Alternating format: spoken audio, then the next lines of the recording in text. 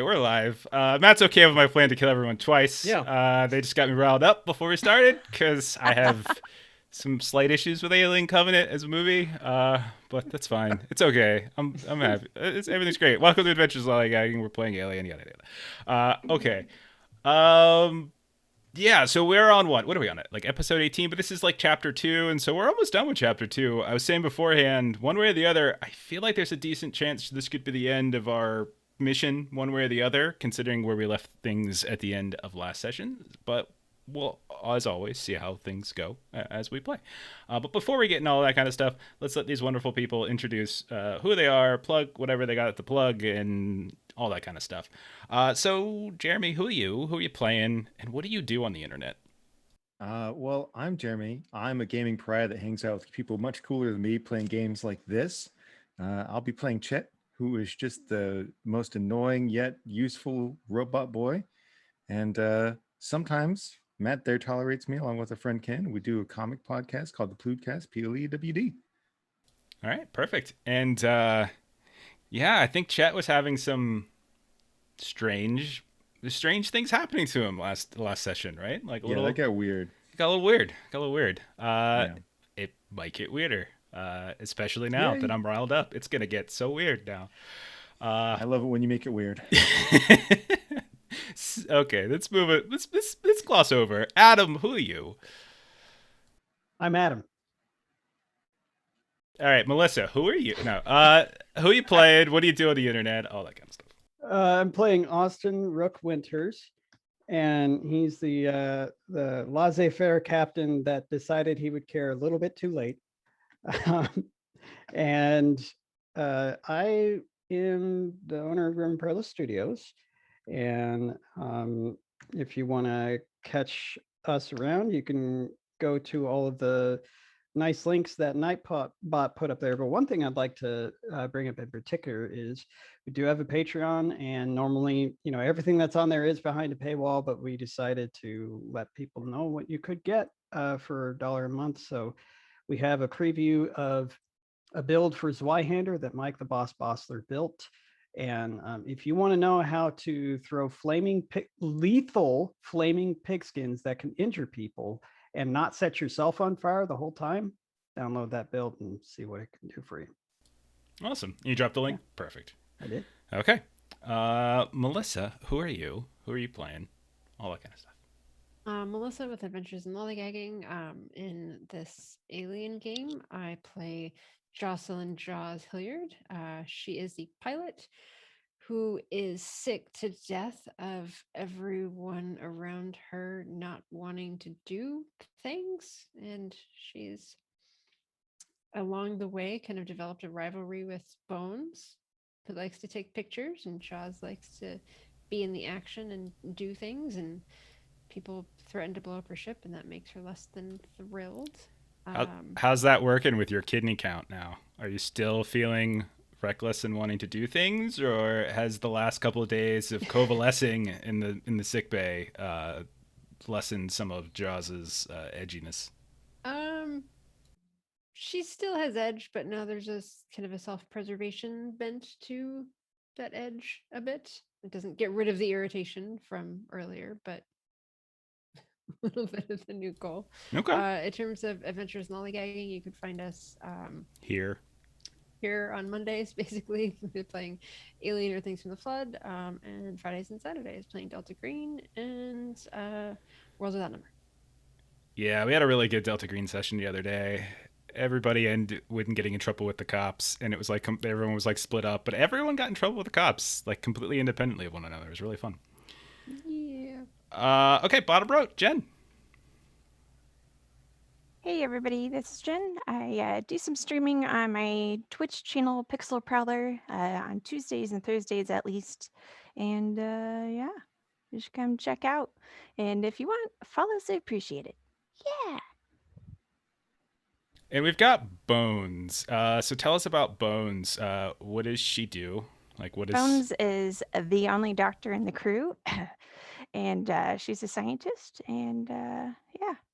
Okay. She likes to study bones and languages and stuffs. Awesome. She made an interesting discovery in the in the weird hideout you guys found in the cave with like some sort of old languages, like almost like proto humanistic languages and stuff. So that was kind of fun.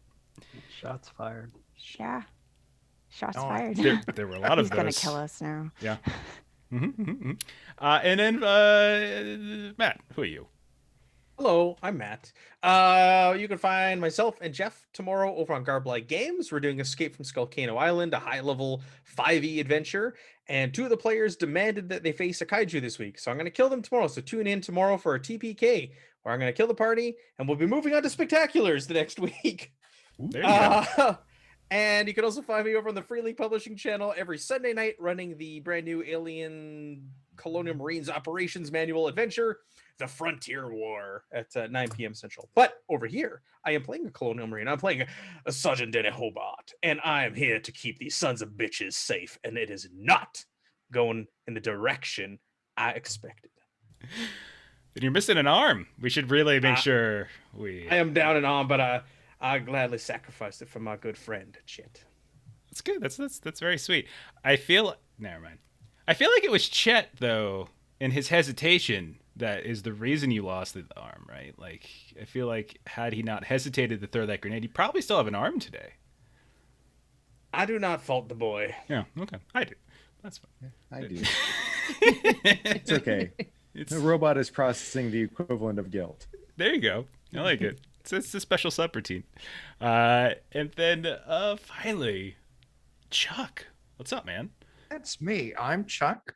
That's my real name. And over on Defenders of Cobalt, we run all sorts of great games on Wednesdays and Fridays and every other Thursday, every other Saturday.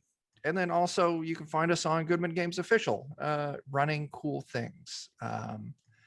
Yeah, that's me. And I am playing, the only doctor on this ship that's actually using their doctorate. I'm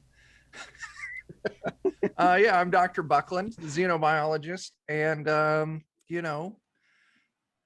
going to be the one who probably accidentally gets everyone on the crew infected and turned into monsters. So accidentally. Yeah, he's just gonna pull his mask off, and he was like the David android the whole time from Prometheus and world-renowned Alien Covenant. Okay, so I think we get started. A quick summary of what this chapter has entailed. This is everyone you see here, they're part of the Weyland-Yutani Science vessel called the Saiyan, or the Saiyan, and they have been sent into a territory that is currently under dispute between La Salle Bionationale and Weyland-Yutani over who kind of gets the rights to this system, specifically this one moon, G987-F. And they were sent specifically because there was this like curious radiation signature that was emanating from a specific location on this moon. A advanced geological survey team had noticed it. So this crew comes in, the science crew comes in, and they find everything has just kind of gone crazy here. As the Weyland-Yutani advanced team is missing, a Bionationale ship is here, but it's like completely devoid of any living members, with the exception of one highly infected woman, apparently, who was inside of their cryopods. There was also some other faction here who we actually don't know who they were. And they were hiding out inside of some strange facility within the mountains nearby. And as you all were exploring, you found a lot of weird stuff that science people would science. So things like these somewhat maneuverable and somewhat sentient roots that seem to create this massive jungle-like area on the moon. These different bugs that would tear the flesh off of both human and synthetic, and apparently some sort of infection, possibly, maybe, that was somehow changing people, and a bunch of other things as well. There's a lot of weird stuff that's been found. You found evidence, perhaps, of some kind of old writing from thousands of years ago, like some sort of species thing, or some sort of like a pre-human language. Um, yeah, and while you guys were exploring the hideout, after you got your dropship stolen, you came across a synthetic that had been arms missing, legs missing. It was like sort of hacked into your dropship, and there were coordinates that apparently these strange infected people who are hiding out on the moon were planning to head to, possibly. And you are now heading to that. So that's where we're at. Now, there was a lot of near-death experiences. Jaws missing a kidney was for the last few days, as you've been doing conventional travel from one body to another. You haven't been doing FTL drives, so you have a couple days. It's enough time that Jaws will eventually get the thumbs up from her medical doctor on the ship that she is able to do something other than crawl. So even though we ended last session like right in orbit over top of this body, and we have the coordinates, like there are a couple days, so if there's anything anybody was looking to do in those days, we can retroactively do it here. Otherwise, we can just kind of get started on tonight's session if there's anything in particular that somebody wanted to do. A battery of medical tests on Hobart. Okay. Okay. Yeah. Crank that. Curious. He did really good down there, despite. So. Trained Yeah. soldier. He's seen some shit. All right. He knows Is how that to what handle it is? himself. Okay. Well, Yeah. Maybe we could use you for a genetic template for future I think you soldiers. should. For the next wave of artificial womb soldiers. They'll all there be you go. Hobarts. That's great. I love it. That would be amazing. Yeah. So Just 1,000 voices in unison saying, "I do declare." I do. Oh, that'd be wonderful. That should be our next crew. We're all Everyone Hobarts. just plays a Hobart, and everyone has I to. do declare. Oh, I no, like it. I do declare. Chicken. I mean, it'll range anywhere from southern to very Very southern. Okay, so Buckland, if you try to run a battery of tests on Hobart, one of your on crew, like on ship NPCs, we haven't really used them much, but you guys do have other people on board. Yeah. And one of whom, Miss Diana Howard, Dr. Diana Howard, chemist, it's fairly cagey whenever it always seems to be lingering in the area whenever you're running tests on Hobart. And I would say over the course of 3 days, and we're just going to sort of play this out. We're not going to necessarily RP all of it, but she acts very cagey. She is frequently in the lab whenever you go about running these tests. Whenever results come in, she seems to beat you to the punch in terms of hitting the terminal before you get there. Go ahead and roll a comm tech.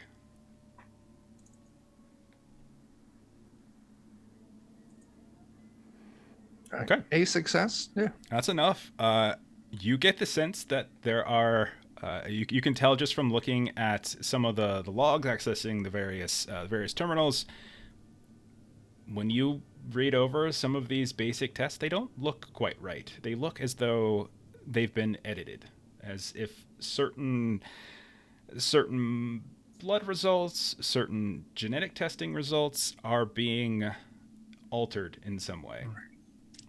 Didn't when we reported back to the company, Mother came back classifying a lot of the information. Indeed. Okay. Yeah. So a lot of stuff seems to regarding Hobart for some reason. Well, this is an easy fix for me. Hey, Chet, I need you to sneak into her personal quarters, get on her personal terminal, and get me all the data. And this is to make sure that Hobart's okay, right?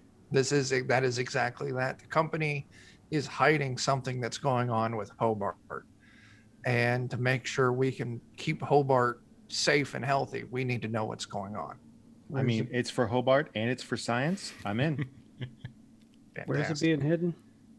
I think it's on her terminal. I forget her name. It's on her terminal. Diana Howard. Yeah, we didn't really Diana use Howard. the NPCs Yeah. much. So, okay.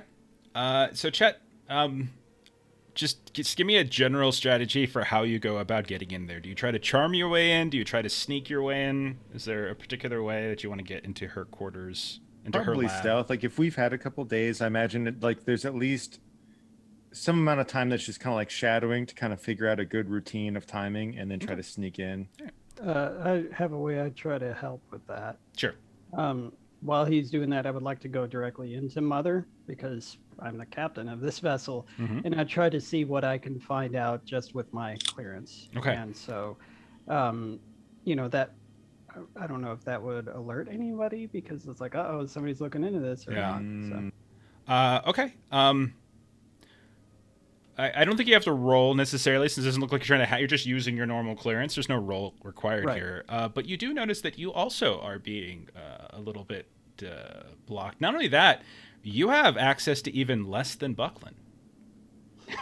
There's basic medical records that you don't have access to that Buckland, considering his role on the ship, does. And this is not the most uncommon thing for Mother to do, to sort of like to sort of firewall specific type of information. Right. But yeah, So- you also seem to be getting a lot of trouble finding certain information. Okay. In that case, then that doctor, I can't remember her name. You just said it. Diana Howard, don't worry about it. Say the doc. Yeah. It's fine. Diana Howard, is she like one of the higher ranking medical doctors on this? No, she's just she's just a chemist. She's nothing special. She's just a member on the crew. Easily forgettable. Most people forget her name. They don't even realize she's there sometimes. Yeah. Okay. Then, yeah, in that case, I would report to somebody who is in the medical team, and we don't need to do a whole bunch, but I would essentially just be like, hey, he's on our away team, and I'd really like to know if he is capable of going on the next mission, like if his health, if his mental checks out, and I'm not even able to do any of this, I can't even do it from the safety of Mother's quarters, or safety of Mother, because I need to be able to determine if he's capable of going on the planet. Okay. And, just kind of making a little bit of a stink, but just trying to give Chet an open opportunity. Okay. So if you're spending time, so the main medical practitioner, like the actual medical doctor, a lot of you are doctors, but this is the medical doctor who has been treating Jaws, would be the person you probably talk to, Dr. Rory Tucker, and you do so. They go over whatever files they can. They give you the clear. They do question whether or not, like, well, why bring Hobart? He's missing an arm. Like, we do have other security personnel you could bring instead. It might, but if you insist, certainly he can go. He's quite capable. He has passed with flying colors every test I've run him through. Well, you see, in my line of thinking, there's people who play the game, and then there's people who sit idly by. And one could say that he's one who's playing the game. And I don't want to bring somebody who's sitting idly by. Okay. Player versus NPC. Okay. So this is all happening. Chet, go ahead and roll stealth. See if you can sneak in. All right. Watch me botch this. Mm-hmm. This is going to be contested too, by the way. Oh, well, that's good. That's good. Okay, here we go. And mobility. I don't think I'm going to be able to beat that. I feel pretty good about that. I think you should. This is for Hobart and science, after all. I rolled 2. I had only had 66s, and I had 2. But no, you're able to, based upon the scouting, so that you're able to get in. I'm a ninja. And then roll a Comtech. Okay. I'm not quite as good at that, but that's okay. And this is basically to hack into her files and whatnot. Oh, Okay. Womp womp. You are unable to get into anything other than some basic communication. All you can tell is who she's been communicating with, because it seems like she has been sending the raw, actual results of these physicals and things through Mother to somebody back in system, or back out. Excuse me, out of system. And the only person, and you, I'll say this: you get a name, a Dr. Judith Ito, and that's it. It's the only thing you get.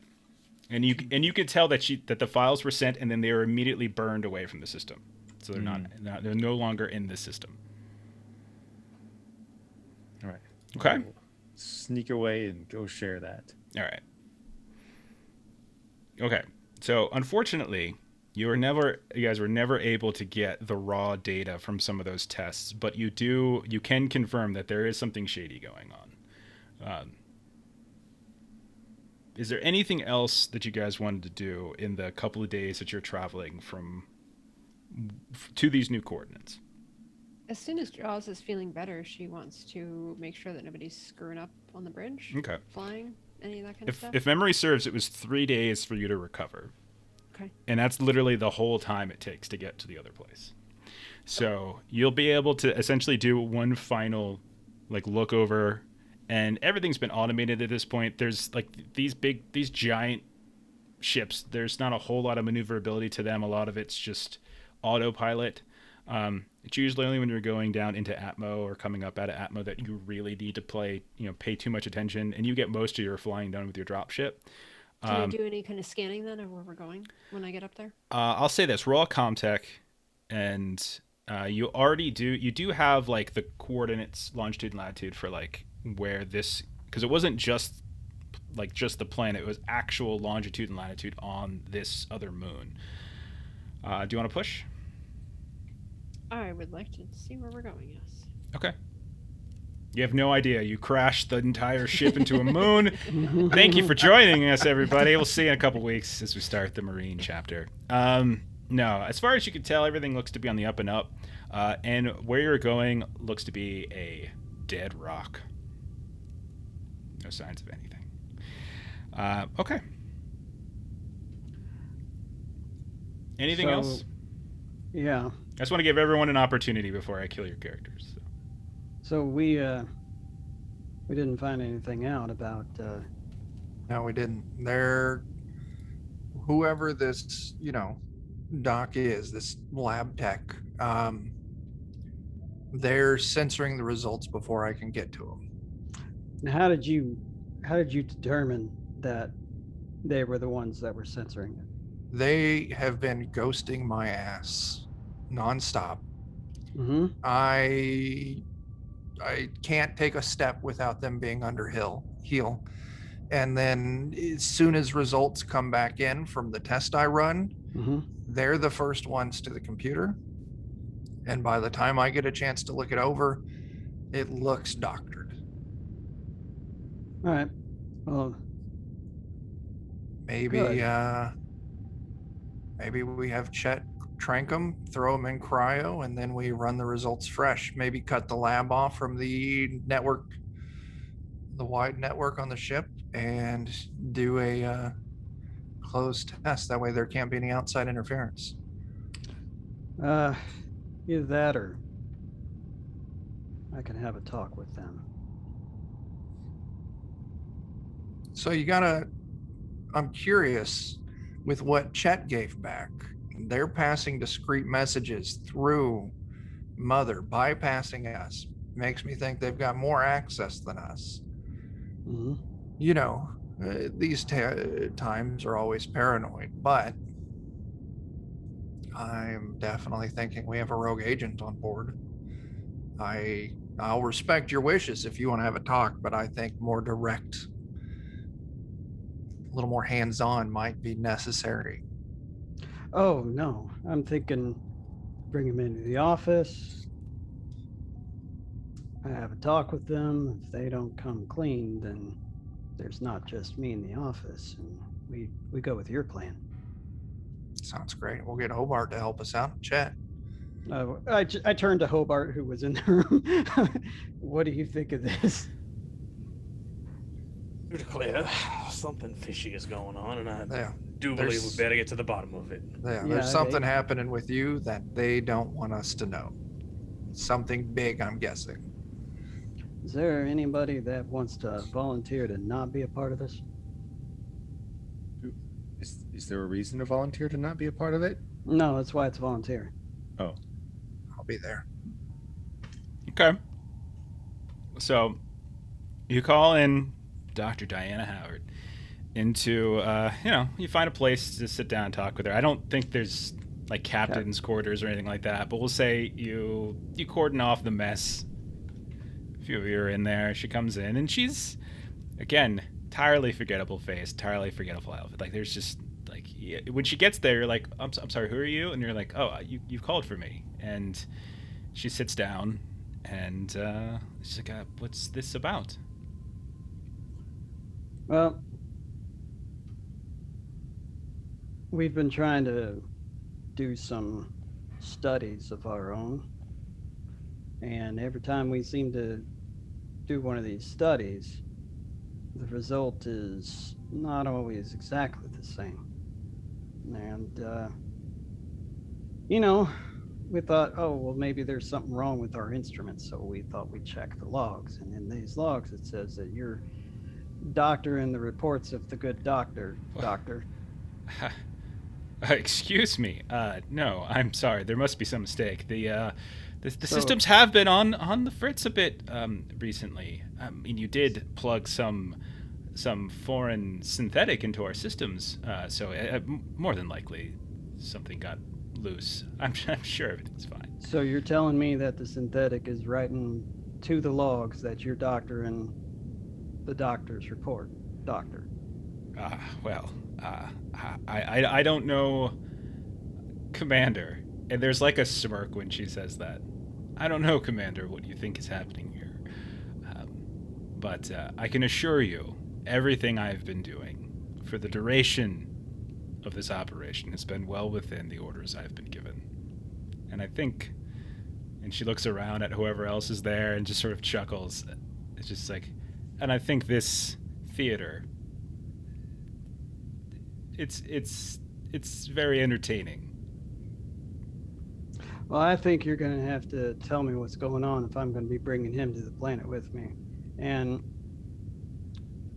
I think that's going to have to be in order as I look at the rank that's like displayed on their lab coat, and I have no idea really what I'm looking at. She just kind of, she doesn't have a rank on her lab coat. She just kind of laughs. She's like, this isn't the Colonial Marines, Commander.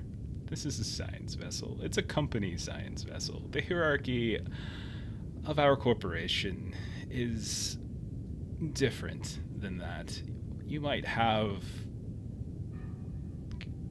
some sort of control over who goes on which missions and who gets to wake up first, but when it comes to the dissemination of information back to our company, I don't answer to you. Well, yeah, that's very true. And I also don't answer to you. So I have not One asked could- anything of you. one could say that we're at an impasse, but company's a long ways away, and I'm right here. As I nod towards Hobart, I'm like, is there anything that you're wanting to tell me? Do you think you might have a good thought of thinking about yourself? You're asking Hobart? Yeah. No, I nod at Hobart, and then I say that to her. She looks at Hobart. She looks at you. Sergeant, if you want to go through some barbaric beating of this poor, innocent woman that I am, go right ahead. So, well, where does she land in? I'm not gonna beat her. Where does she land in the hierarchy, though, of things? Being She a is- soldier, I do respect. She you is. have to respect. She's just a scientist. She has no like rank. She has no. As far as you know, she's like Buckland and has never shot a gun before. Like she's just a lab tech, basically. All right. Well, I'm not necessarily saying beating anything out of you. I'm more or less thinking about putting you in the brig. Yeah. Okay, that's fine. First, we don't have a brig. you want to confine me to quarters, that's fine. Go right ahead. I could Is it have okay if- a good nap. Go ahead. Is it okay if I interrupt this conversation with a knock on the door? Yeah, absolutely. So the door, Okay. you hear a knock on the door. You peek out, and there's Bones. Come on in, Bones. Oh, hello. I did bring my drill. Is anybody ready? Did I miss the fun? Zzz. She kind of looks over at you, and you get this little kind of like, there's kind of like a hesitation in her eyes, like, wait. Oh, are we doing okay, it so- live? When I pick up on that, that's when I'm like, you know, it could be easy and just a little time in your quarters, or it could be a lot harder, as I'm now trying to actually intimidate her because I saw her reaction. Yeah. Go ahead and roll manipulation. It's fine. Okay. Zzz. Just like jumps a little bit, whatever. Okay.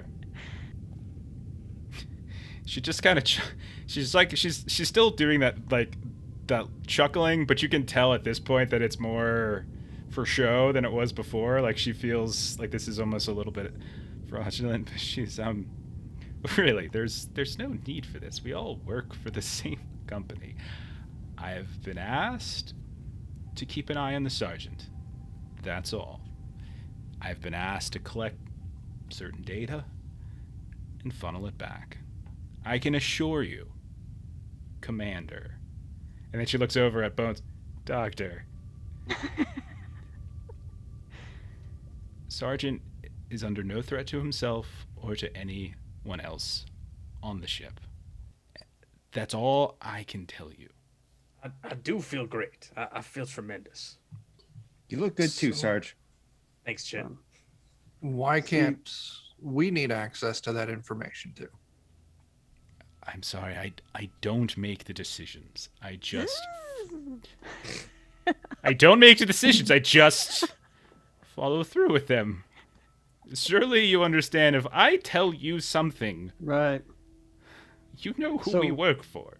What you told me is that all of your responsibilities I can understand, but one thing that was not your responsibility was to change his studies. You didn't list that off when you were talking to me. I can tell you, I've been told to send information and to ensure that that information, who has access to it, is a very narrow field. And unfortunately, you all are not within that field. Who's giving the orders? And she's like, the company. Okay, which company? The one we work for? She like holds up her check and shows the Wayland Utani W. Never can be too careful. Hampton? Hmm. Cryo? I think this doctor here would be good to take a nap. It's true. Could always take her on our next mission. Nothing bad will happen, I'm sure. We have so much fun. She kind of Yes, looks you should have over. seen the bloody hornets. Cryo will be fine if that's what. If Cryo would be fine. You know, accidents happen in cryo all the time. Gosh, She I looks. hope She not. looks at Rook, and she looks back at Bones. Commander, this is completely unnecessary. I don't know for what reason. All I know is what I'm supposed to do, and I've done it. Tell us what you did. Tell us.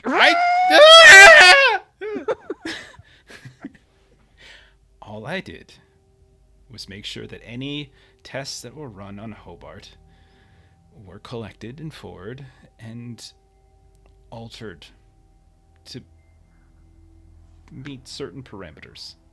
And those parameters, again, I assure you, he is perfectly healthy and he is under no threat to himself or to any of you.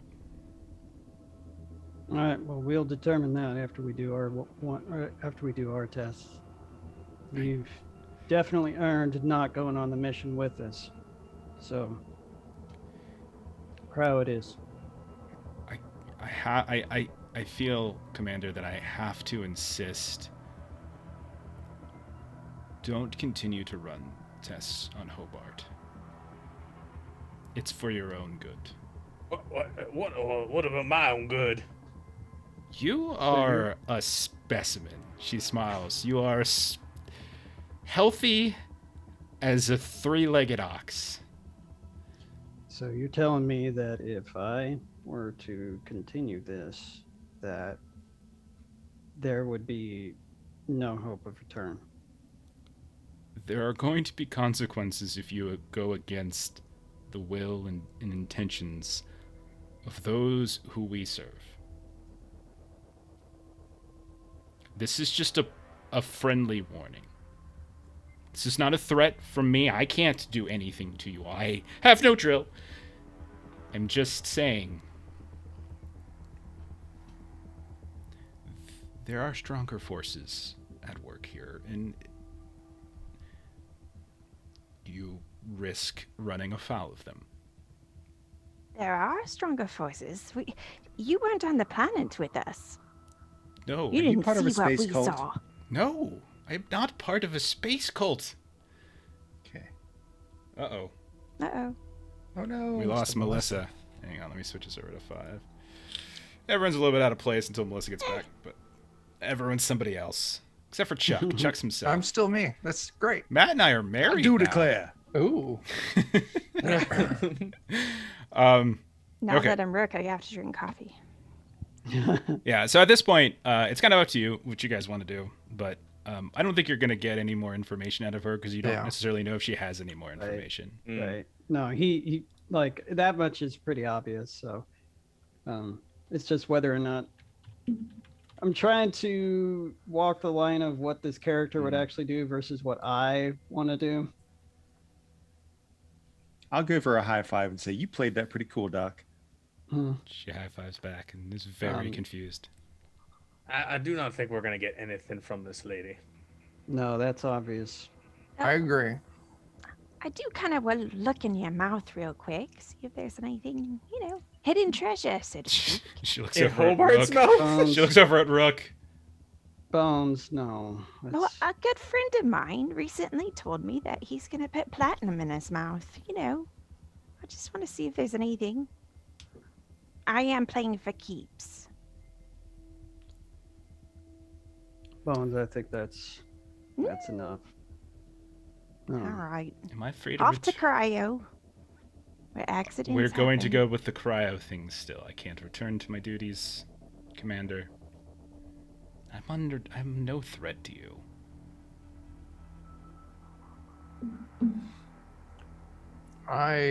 The only thing I worry about, Captain, is she clearly has more access to this ship than we do.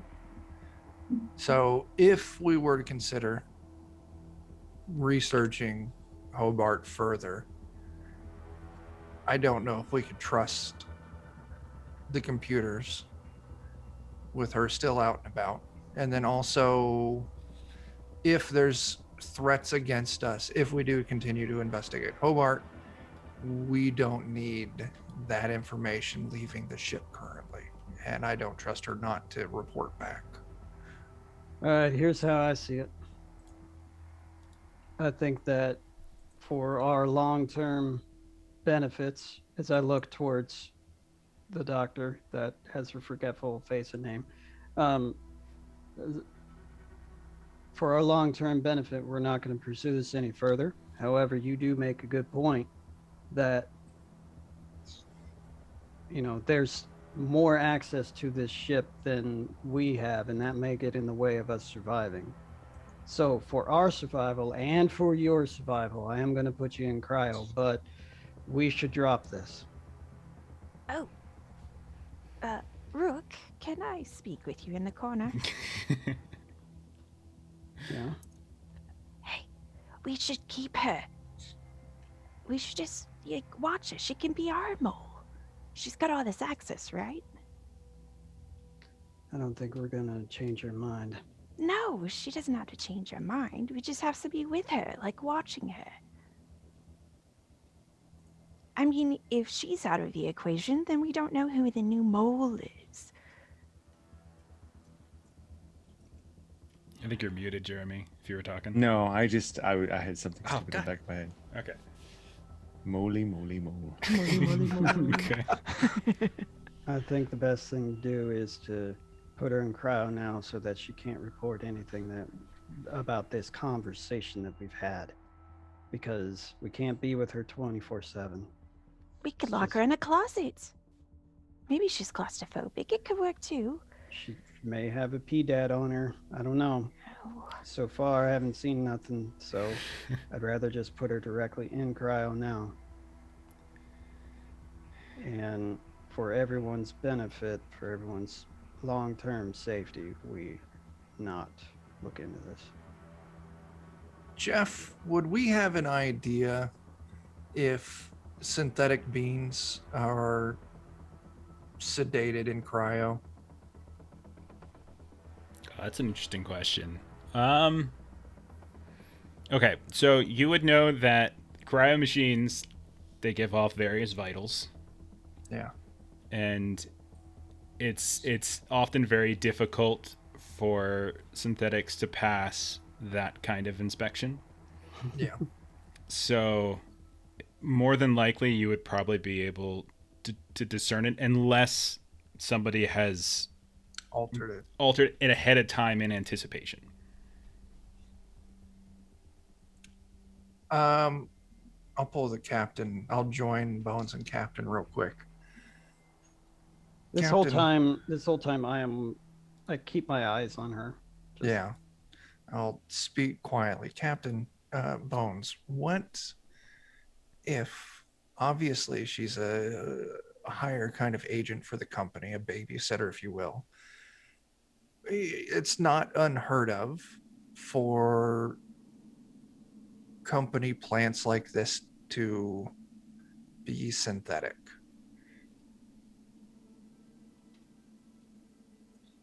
That might throw our cryo plan out the window. And even more so, she could play possum while we're doing our business and then just open the hatch and she's out and about without our knowledge. Draw a little bit of her blood. All right, Captain. I'll leave the room, head to my lab. No, nothing violent. Don't cut her. Don't. Okay. All right. So you go, you get some. She's protests a bit, but you take her blood. Certainly looks like red human blood. Yeah. Okay. I'm satisfied on this, Captain. All right. Okay. So she protests some more, but eventually resigns herself to going into cryo. And I say again, and this won't be investigated. are you asking me or telling me? I'm telling you, I know exactly what it means when you should drop this. It means that I'm either going to get fired or murdered or something like that. I know exactly what that means. As far as I'm concerned, Commander, you're putting me in the cryo, which means I'm very vulnerable, meaning I'm giving you my trust. Perhaps it would afford you to give me some of your own? You're asking for something, so be specific.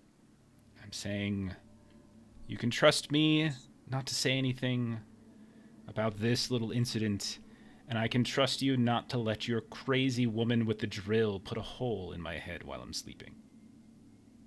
Oh, yeah. Absolutely. You can. Good. Well, good luck. And she goes to sleep. Okay. Yeah, everybody can't touch her. Don't do anything. That's fine by me, Captain. Can I ask you something just real quick? Wait, what? Oh, I'm I sorry. like lean in, just kind of like within whispering range, just in case we can't trust them. What does Dito want the next step to be? I'm sorry? Say that again? You heard me. I can't guarantee they can be trusted. What does... who want the next step to be? I'm disappointed. What? No, is. And then like she goes in the crowd, like totally confused, mind blown, and like freaking out now. Very I nice. played a card. It didn't work. No, that's cool. I got it. It took Jeff a second to figure out what you were doing, and then I was like, yeah. Okay, that's interesting though. If she wakes up and you guys are still around, I wonder what's gonna happen. Okay, so it's at this point, we'll say Jaws kind of messages over to you all that you've arrived at the moon. She's done initial scans, haven't found anything.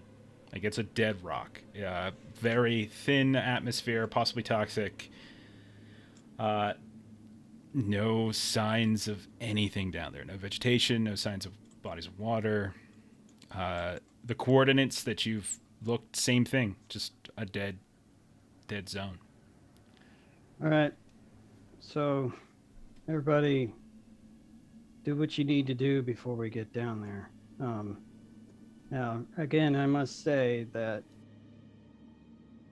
we shouldn't do another test, as I'm giving the good doctor a funny look, and I'm like, don't make me use the O word. I'm not using the O word. Don't make me do it. And I walk out of the lab. Hint caught. I will immediately start processing. I'll very quickly and unpolitely go up and take a blood sample from Hobart, and then start throwing it in the analyzer. Okay. Unpolitely. Yeah. You could have asked. Well, we're in a hurry, and it's always good for a little adrenaline to be in the blood sample. So you saying you ghost his ass? I ghost his ass.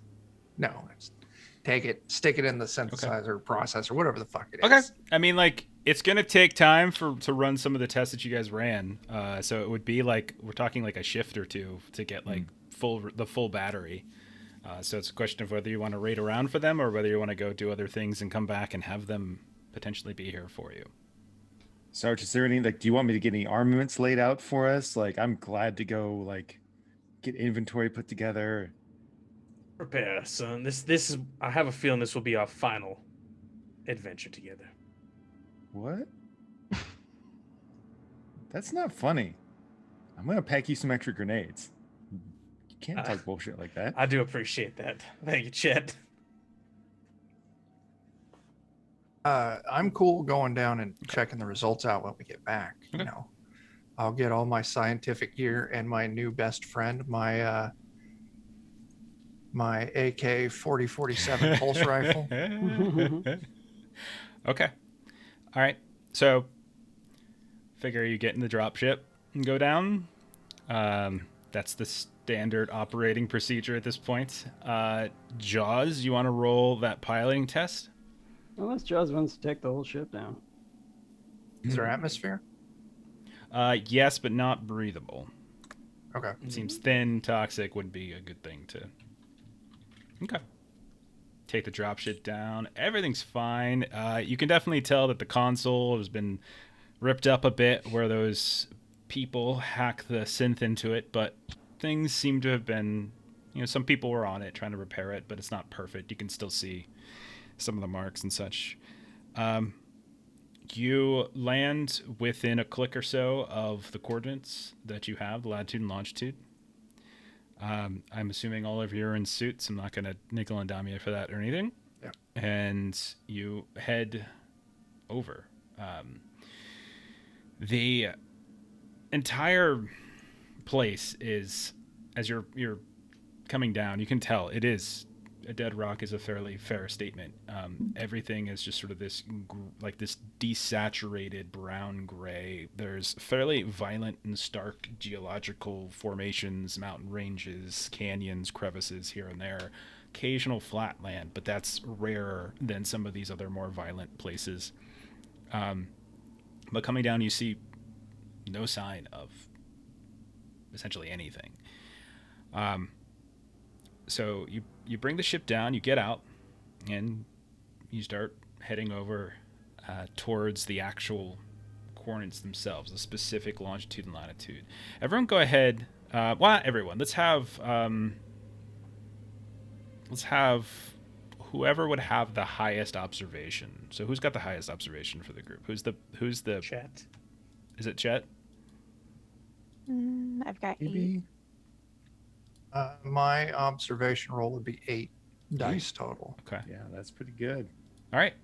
Also, when we leave the drop ship, we make sure we lock the doors. To be fair, they actually just hacked into it, so Oh, you guys are okay.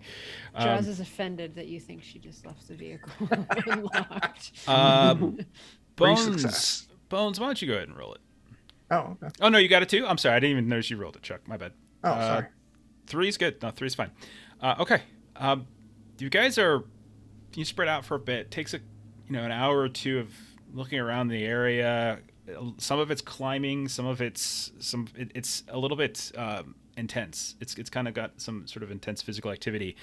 But I would say eventually, Dr. Buckland, as you come over a rise, you look down and you see a relatively flat expanse, and in the middle of it, you notice that there is kind of this depressed cradle, this little area, and you notice that as you're looking at it from above and looking down, it doesn't look exactly natural. You've got this semi-circle, this kind of half circle, and it is a little bit too perfect. And then you have within the middle of that little depression, there are these kind of 4 outcroppings of rock that are just equidistant, making like a perfect corners of a square within that larger, and that all backs up into what looks like another ridge, a ridge line of mountains, and it just something about it catches your attention, and that's not random. That looks very peculiar.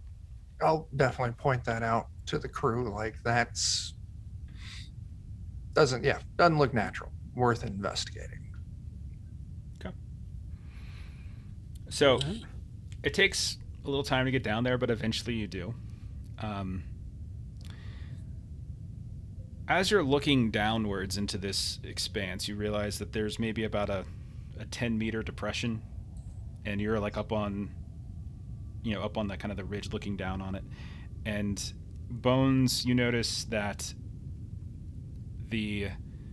looks like steps or terraces moving down into this central area. Like you can literally just kind of hop down these terrace steps. The steps are fairly large. It almost looks like a seating auditorium in a way.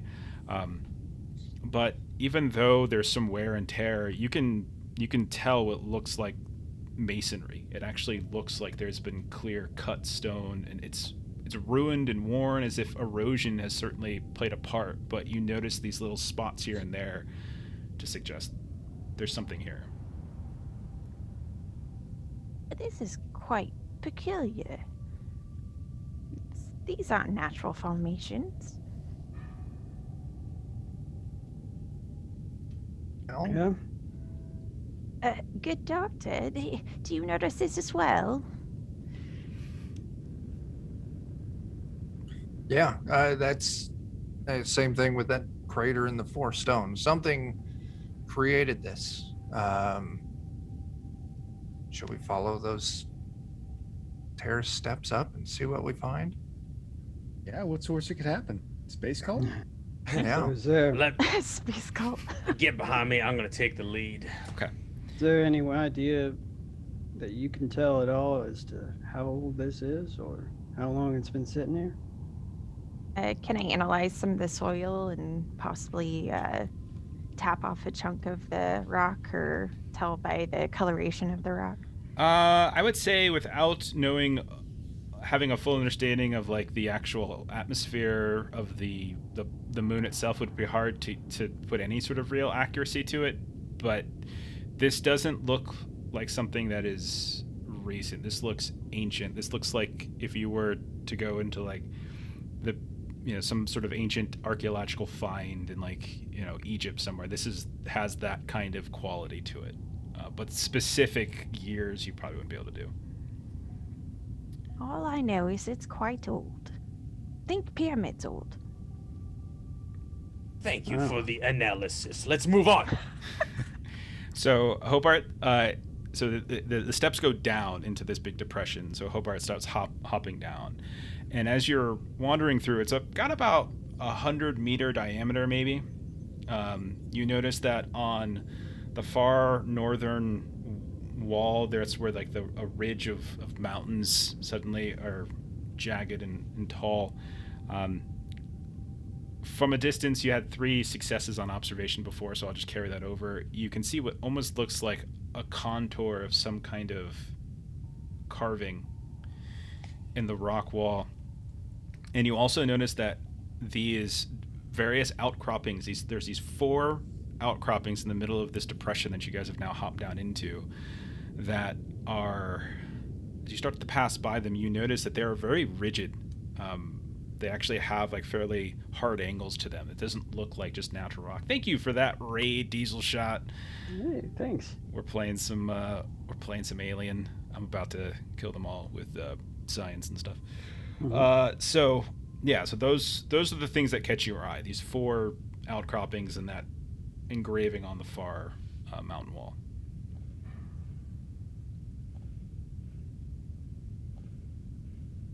All right. Well,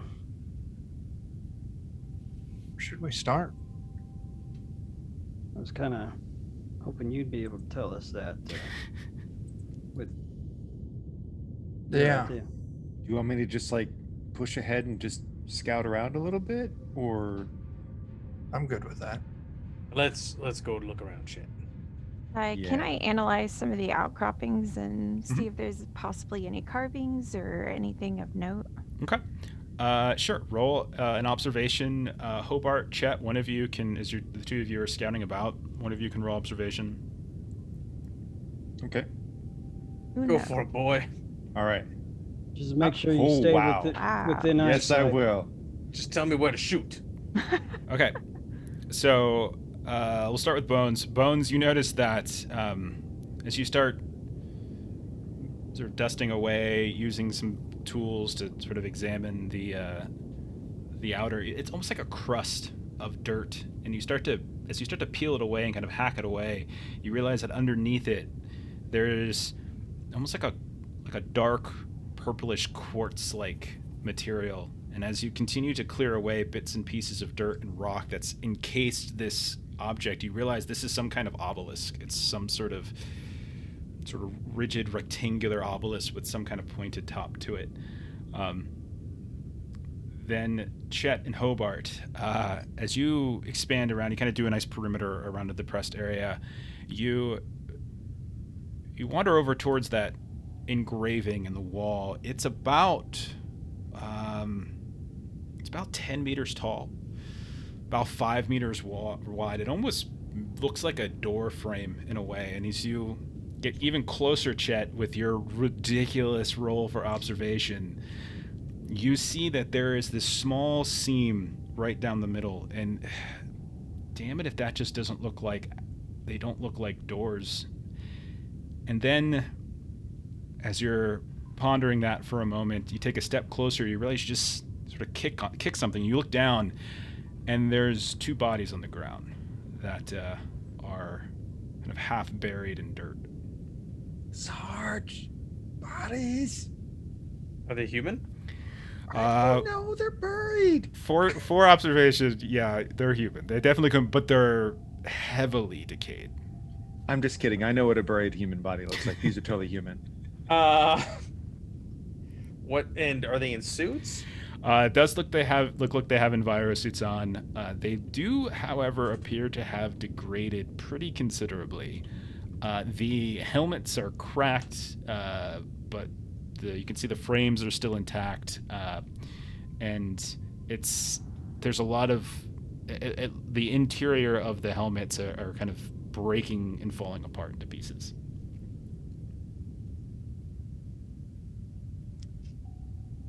Also, there's totally a door right there. Lens, would you mind examining this with me? It sure looks like some kind of weird obsidian and quartz.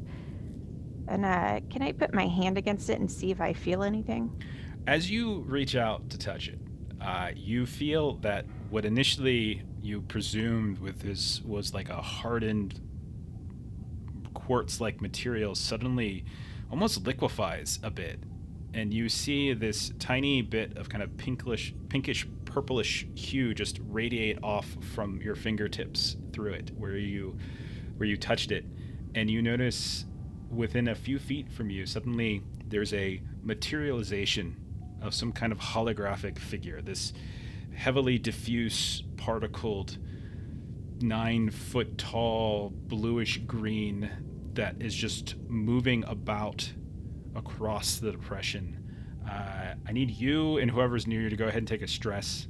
Oh man, I will take that. So I think Chet and Hobart, I know for sure, were by the door, so you two are fine. The rest of you, be honest, and I trust you. And you see this figure move across, and then eventually sort of disperses into like holographic particles, and then everything's gone. My apologies. That was me. Check your glove. Checking my glove. Checking. Okay, looks fine.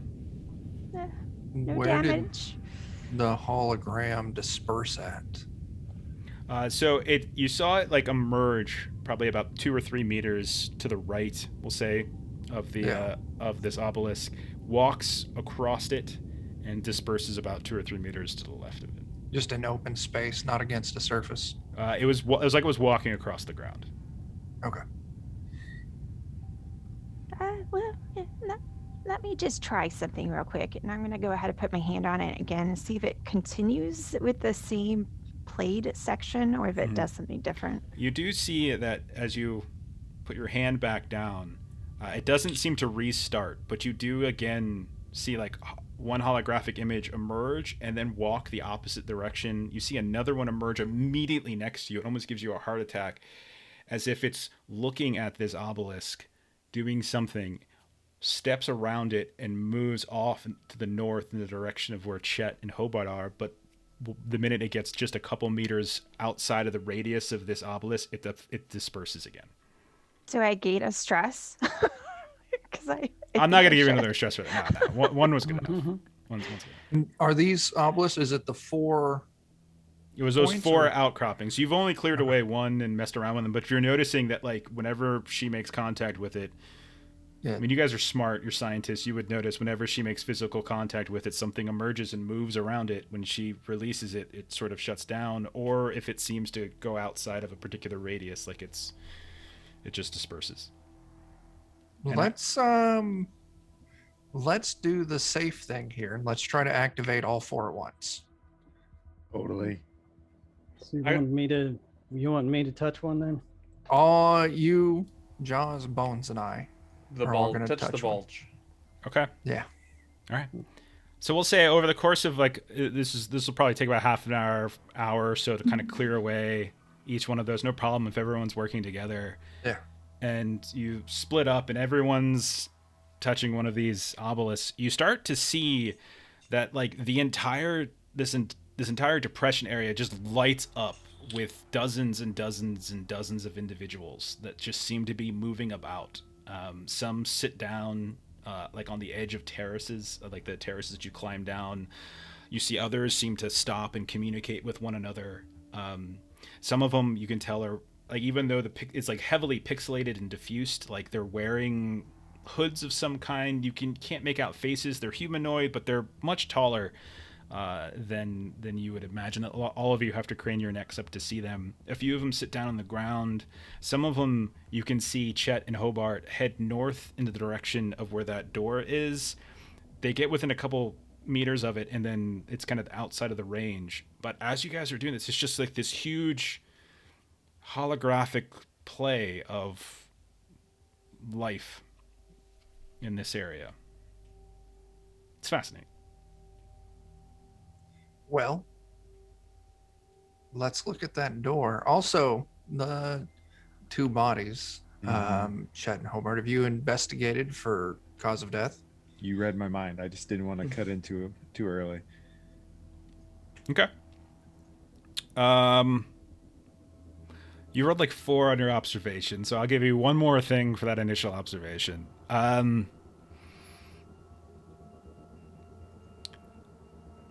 We'll say that as you gotta be, this stuff is very delicate, it's falling apart, but as you carefully peel away, you do notice that even though a lot of the suit is ripping away, you're noticing discoloration in places. You're noticing certain bone breakages and such that seem a little bit more inconsistent. You would guess that they suffered some kind of wound, the specifics of which you probably couldn't learn from just a cursory examination like this. But this looks like they suffered some kind of, like their suits might have been punctured or something like that.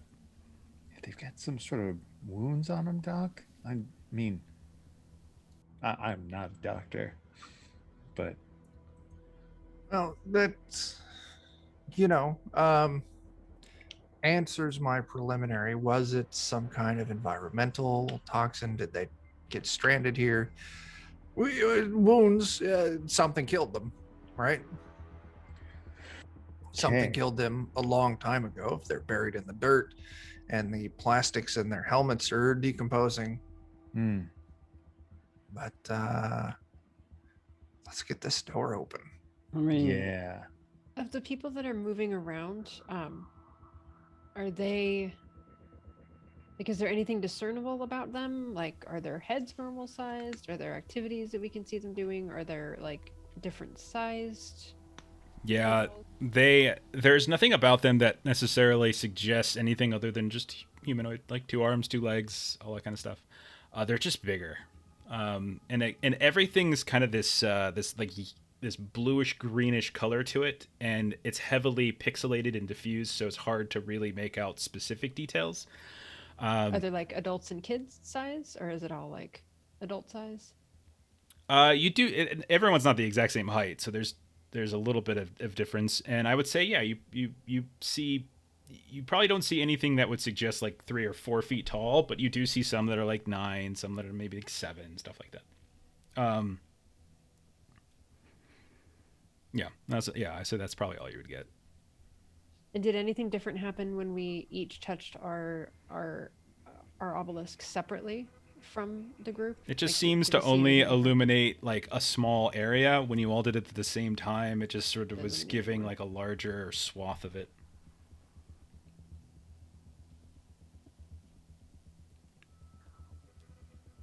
Are there any of them that are leaving in a direction other than the direction of the door? Mhm. Like leaving that area? Yeah.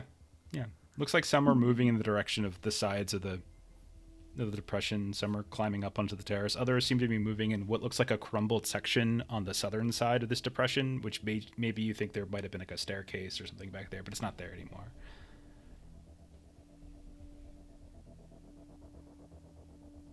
I mean, it looks like everything's pointing to these doors. I kick them open. Boom. Yeah. Okay. Roll a test to see if you can bust them open. Or break my foot. Yeah, go What am I, ahead. close combat? Yeah, close combat's fine. Nope. You break your foot. Your foot falls off.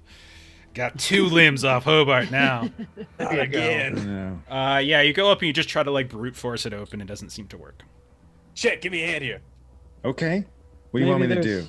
Maybe there's a way to open these doors since they have holograms, or maybe some sort of said there automated was- thing.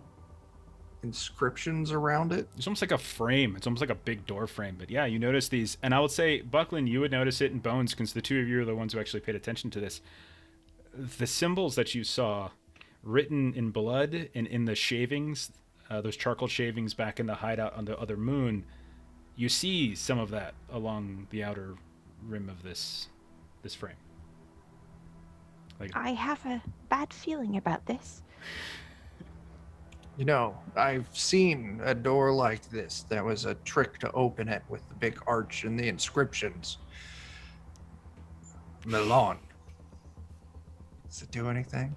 it opens No. up. It's crazy. It's amazing. They all light up. It opens. No, it does not. Unfortunately, I'm sorry. Open sesame. No. Friend? Are there I'm any gonna levers? I'm gonna examine the inscriptions a little bit longer and see if I can come up with anything from it. Okay. Roll observation. Chet, can you Mhm. roll a manipulation test, please? Ooh, I can. anybody- Also, I want to get famous. Yeah. Want to get famous? Big follows. Wow. What? Manipulation. Okay. Who? Wow. What? I actually, Guys, we're gonna get so.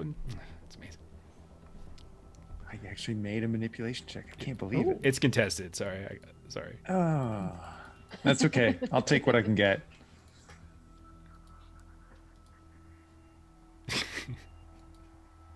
I only rolled one success. Chet, you,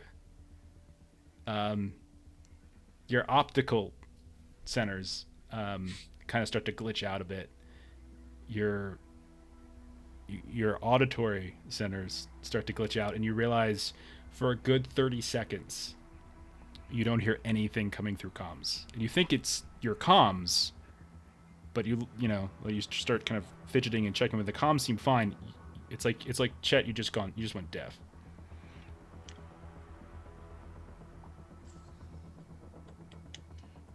What's wrong, boy? What's happening? Sarge, I don't feel so good. What happened?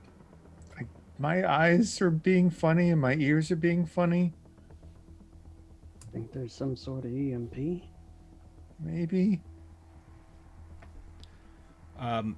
So, Bones, as you're looking and they're tending to Chet, you notice notes, like musical notes, like measures. It almost looks like measured in a musical composition. You actually see what almost looks like bars, like meters, moving about.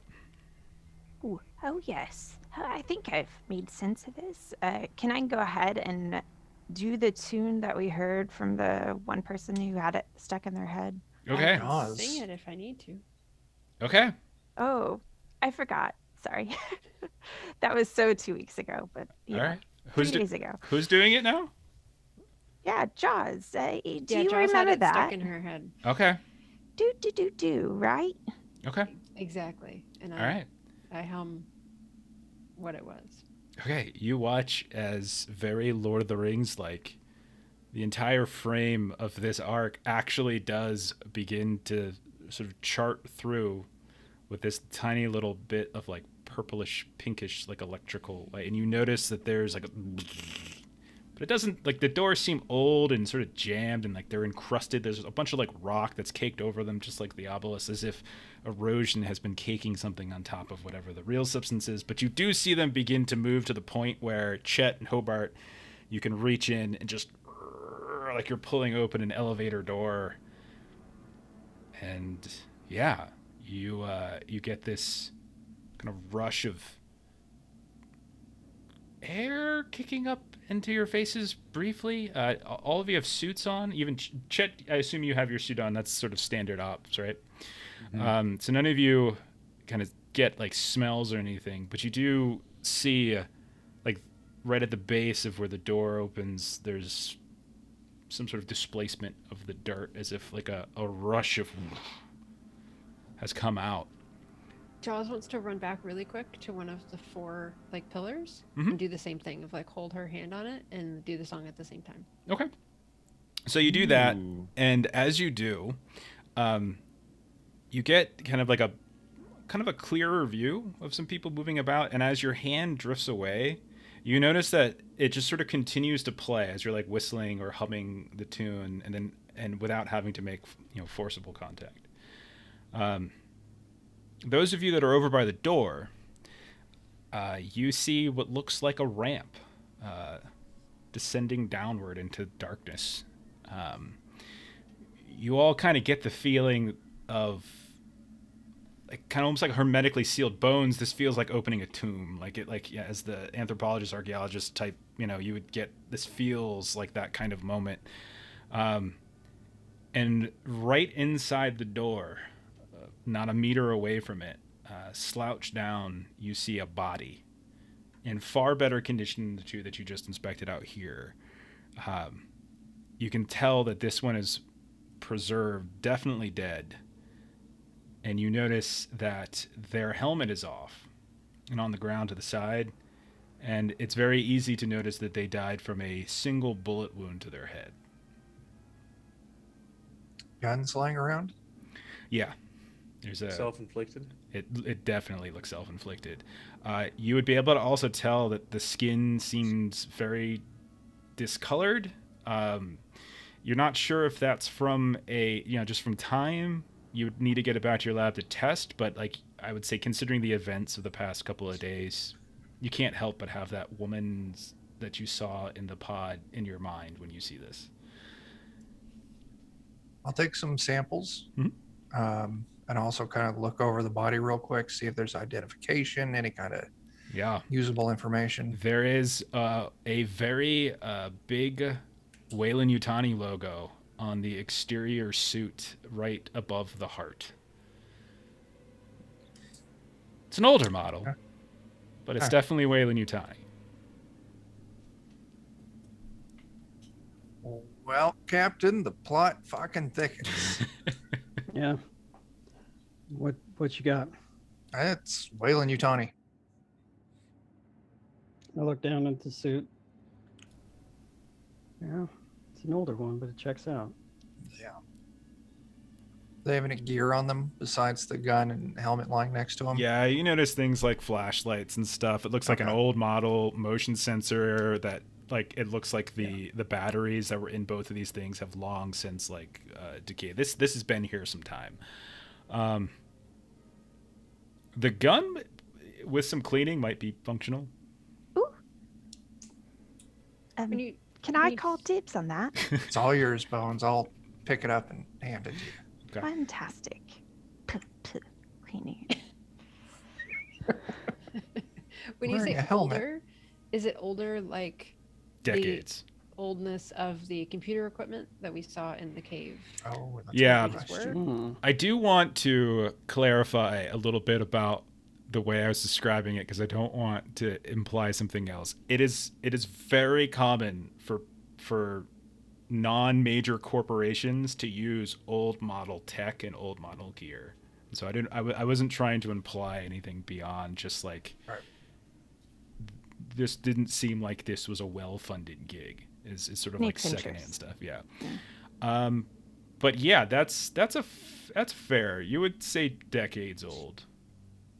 Like you can look at the suit. The suit is like people probably don't use those anymore. I mean, like you would hope no one uses those anymore. So Well, I'm gonna continue humming. okay. See what happens. When you do notice that like the ramp you're in is fairly wide. It's probably about 10 meters wide. And it kind of continues downwards, and it has like a dome-ish quality to it. Like the sides of the walls, the ceiling are all curved, and they just go down into darkness, and it almost looks like a series of like ribs. Like every few meters, there's like some kind of extension. It almost looks like ribs in a way. I'm not saying you're in a freaking kaiju or anything like that, but that's tomorrow night. But it has that kind of feel to it.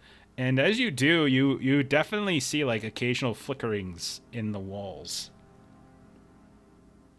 of the same kind. Like you just sort of see it almost like it's activating, like something's trying to activate. But otherwise, it's dark and it goes downwards.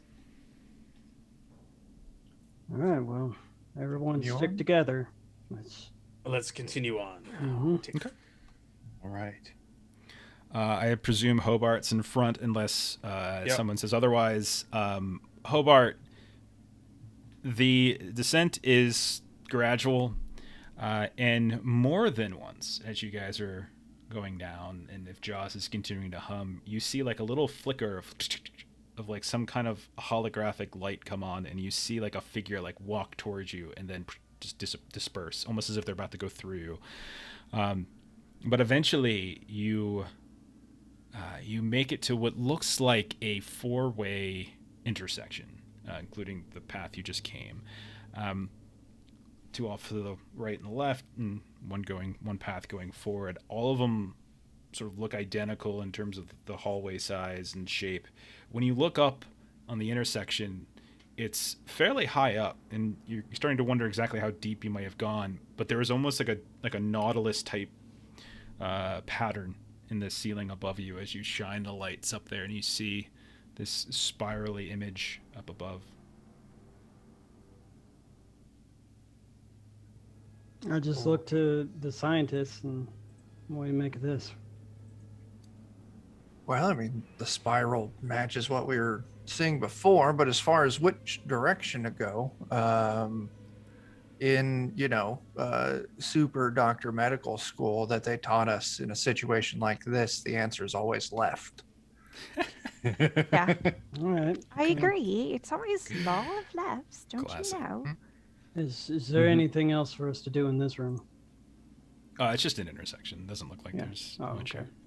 All right, Hobart, lead the way. I'm gonna, seeing as how there's now more than one way that could go into here, I'm gonna watch our back. Now, 'Cause, poke me if you see anything. I'm just gonna try to clean this gun up real quick as we go along. Okay. I'll draw my gun and cover our rears and check behind us often. Okay. No, fair enough. Why don't you just roll a standing observation test for me then, and just let me know what you got. Be amazing. Yeah. You want to push that? I Do it, Cap. probably should. You don't Okay. need to see where we're going. It's fine. No, he's watching our backs. You don't need to watch our backs. Mm-hmm. Okay, got it. Got Um, one.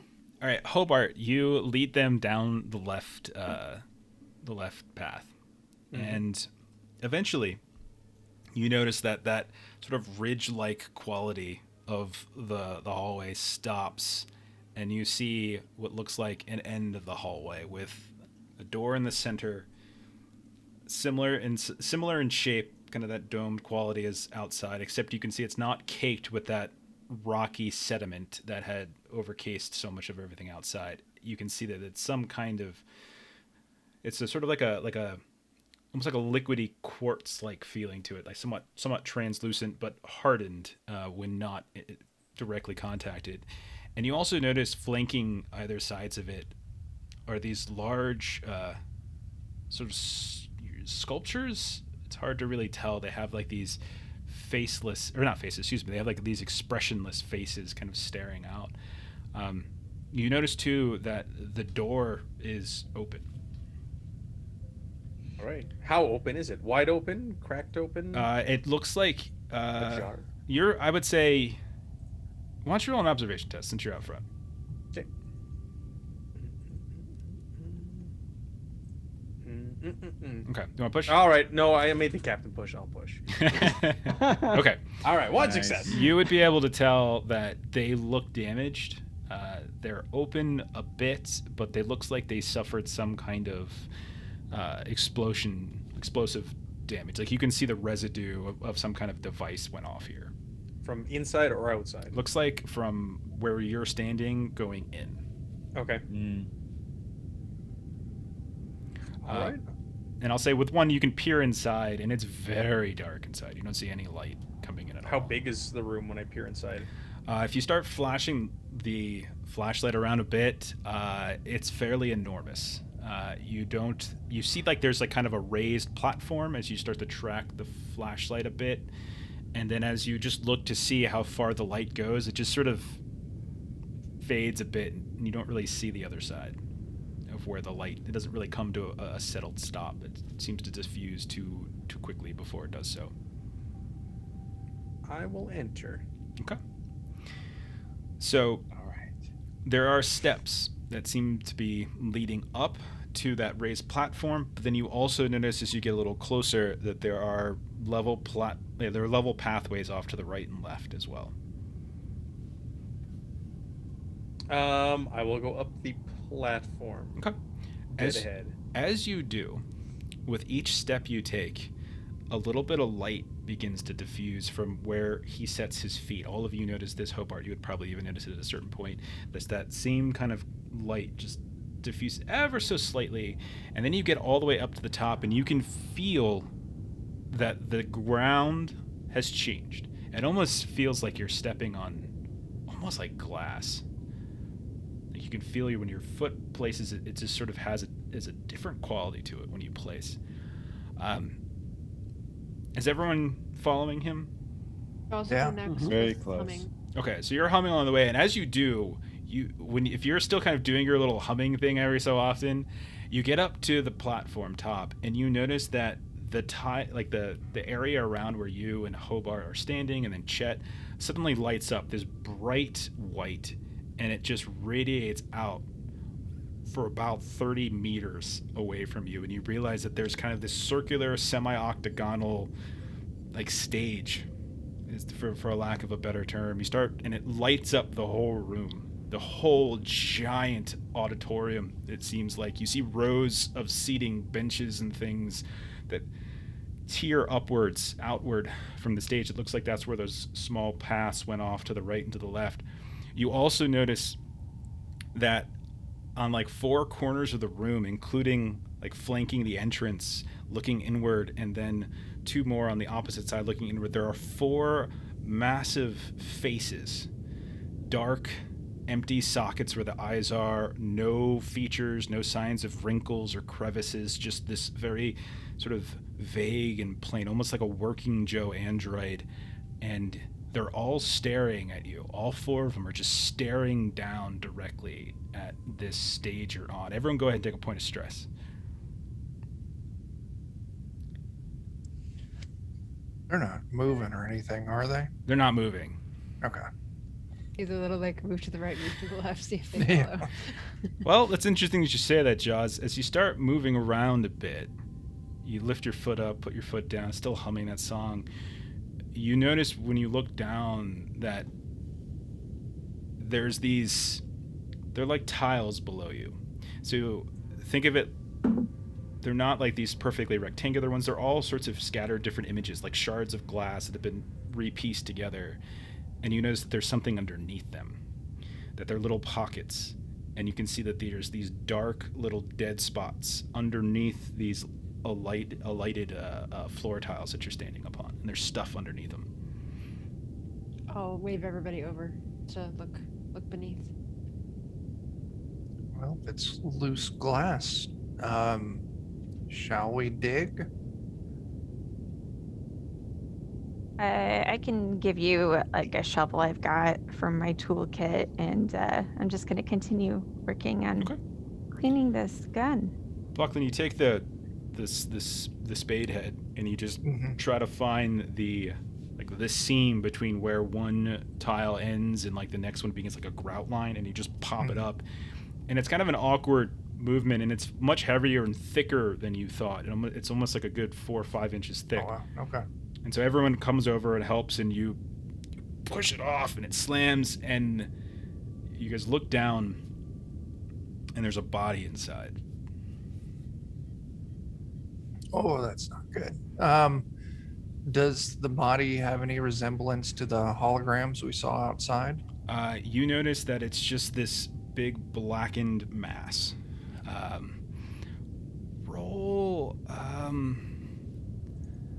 Go ahead and roll observation. Sure. Buckland.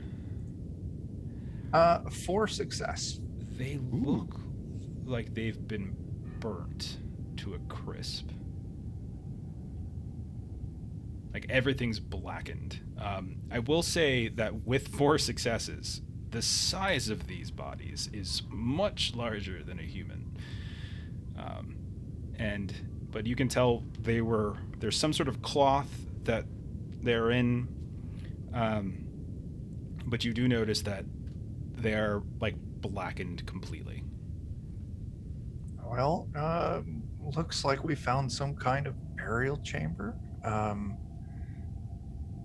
They're wrapped in cloth. They're burnt. I'm gonna start shimmying down. Okay, it's actually just a. Oh, it's just a it's small, just like shallow. Yeah, it's almost like a shallow like little grave area. Yeah. Okay. I mean, you can hop down and look around, but as you start going through it, you realize like they've been wrapped up almost like a burial shroud in a way. Okay. Jaws, what were you gonna say? I just want to look around the rest of this little stage area and see if this is the only one or not. No, and I'll just give you, as you start looking around, every single chunk of tile has that same blackened area underneath. And you can even, if you want, take a minute or two to pop one or more up, and it's the same thing. You start adding them up, and there's a few dozen. You would probably put it at maybe 50 or more. So burial or sacrificial is Jaws' sort of question to the group. I mean, that's a good question because we had the guy out there that totally brained himself, right? So that means there's got to be something here. At the question that got just put out there, Bones is gonna like look up from what she's doing and go examine the body a little bit closer. Okay. By using analysis. Okay. I'll say between. I mean, you can go ahead and roll if you want, and then depending. Okay, between the two of you, between you, we'll stress actually. Yeah, you got to roll your stress first. You're fine. Okay. Between Buckland and Bones, I feel like the two of you put your heads together for a moment. You're fairly confident these aren't human remains. Hard to tell if they died from the fire or if they were burnt, post-mortem. That's hard to determine. But you can see what looks like the residue here is bone structure is way bigger, more massive than you would think, unless these are all absurdly tall and strong humans. Like this is a different species. Yeah. They're different from the holograms that were also very tall? No, I mean, you would think that that's consistent, yeah. Okay. Yeah. So here's one thing I got a question about. This atmosphere that was here on the moon, it was really thin, right? Yeah. Well, what's it made of down here if they're going to be burnt? Didn't do an analysis. I mean, Yeah. Well, I mean, I guess I could say, could we do an analysis? That'd be more direct. But yeah, I mean, kind of makes me wonder how you'd be set on fire. that's a good question. I mean, That is there a way good we question. can do a quick check of atmospheric composition Yeah. here in the tomb? Yeah, I was too subtle about it. When you guys opened up the door, something blew out, giving you the suggestion there was atmosphere Oh, of some okay. kind in Okay. here. Whether it's still here Okay. and whether it's breathable, you start checking it. It's very thin. It does seem to be. It probably could have been breathable at some point, but I doubt any of you would feel even remotely comfortable taking off your helmets in this situation. Not even Chet. But yeah, there likely Okay. was atmosphere in here. Okay.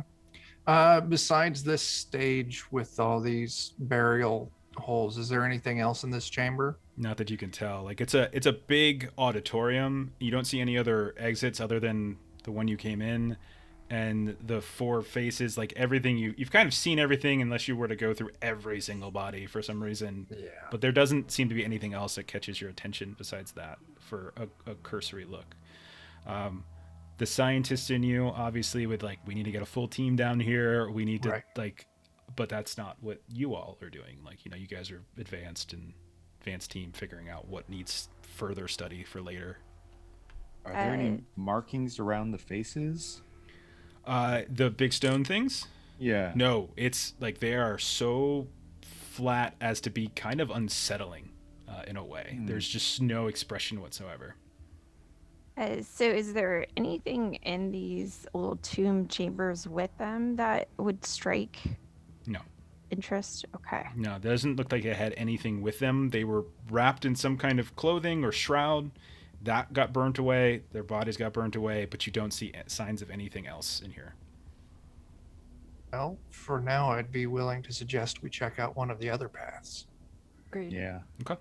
I'm gonna poke a face real quick. Since I use analysis, everybody in short range loses a stress. Nice. Oh, nice.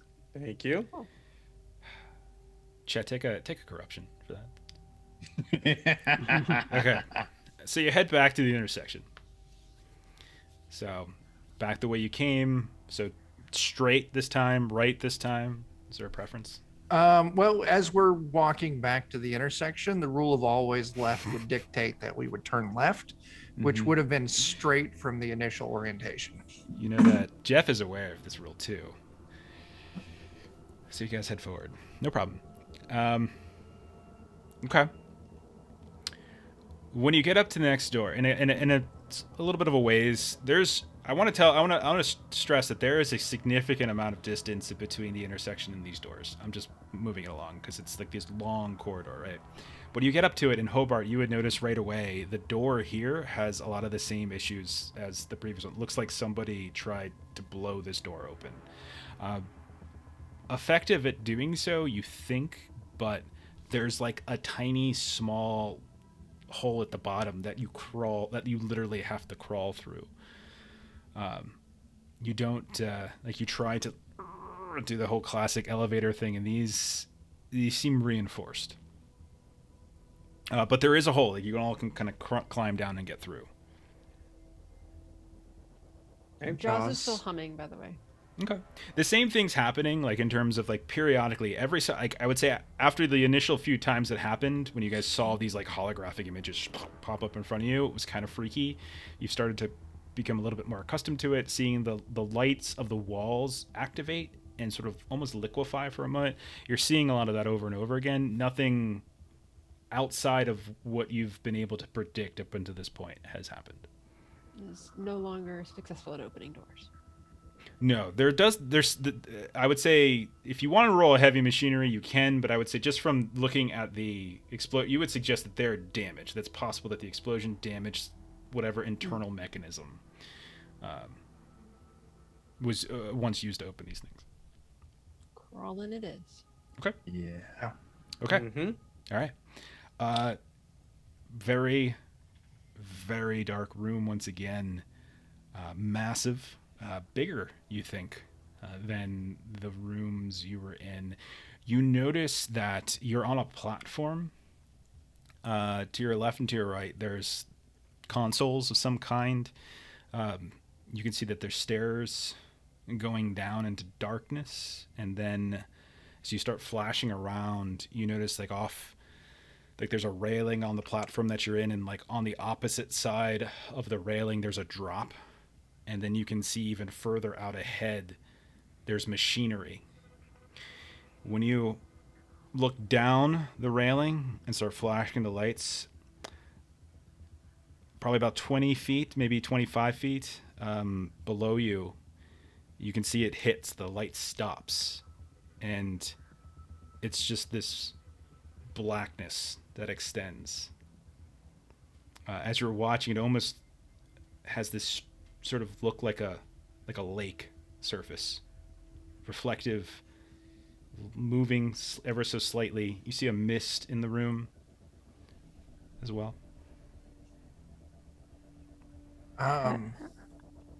The rubble from where they blew the door open.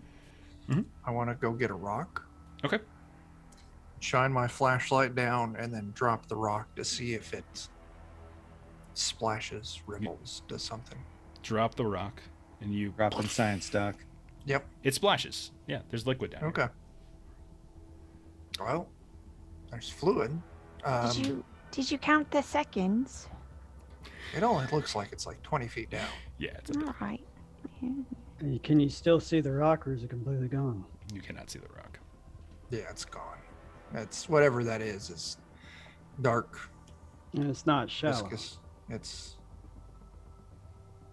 I certainly didn't hear a secondary sound of it striking anything underneath. No. Maybe we should check out these consoles real quick. Bones is gonna kind of run her hand over her grandfather's spade, and I'm gonna reduce her stress. Okay, fair enough.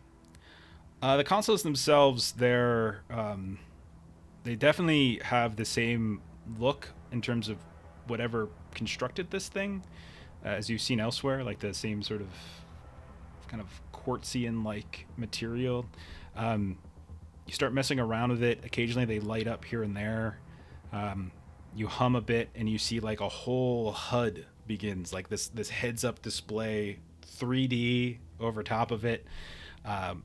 It shows, as best as you can determine, what looks like machine schematics. Who the hell knows what they're for, but it just shows like this large complex machinery. You flash the light out in the distance, you look at the holograph, you think it's the schematics for whatever machinery is out there in that liquid. Is there any way to get this information off of these consoles? You can certainly roll a comm tech and give it a try. It doesn't seem like this, like the interface is a little different. It's not like you're just going into a bionational ship. It is stymieing you. You would need to get the best of the best tech heads out here to start digging through this and figuring out how to get this stuff onto your software.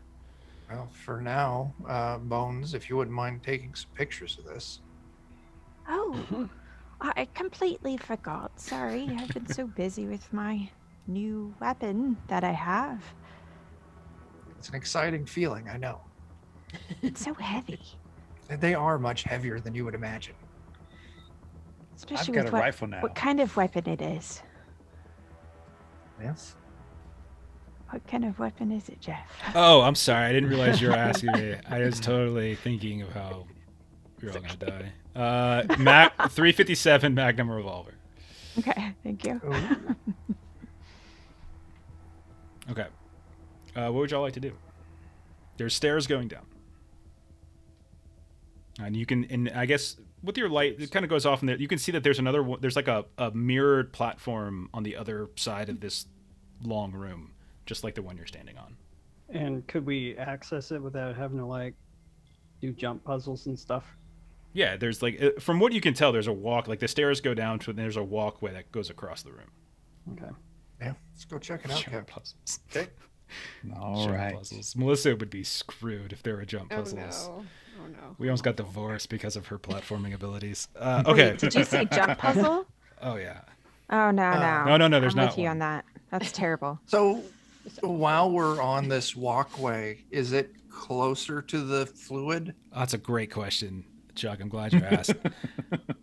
Yeah, it is. You get down here and you can tell immediately that the fairly narrow walkway that you're on is a couple meters wide, probably enough for maybe 3 by 3, something like that. But you can see that it's almost like the liquid's lapping up over the sides a bit.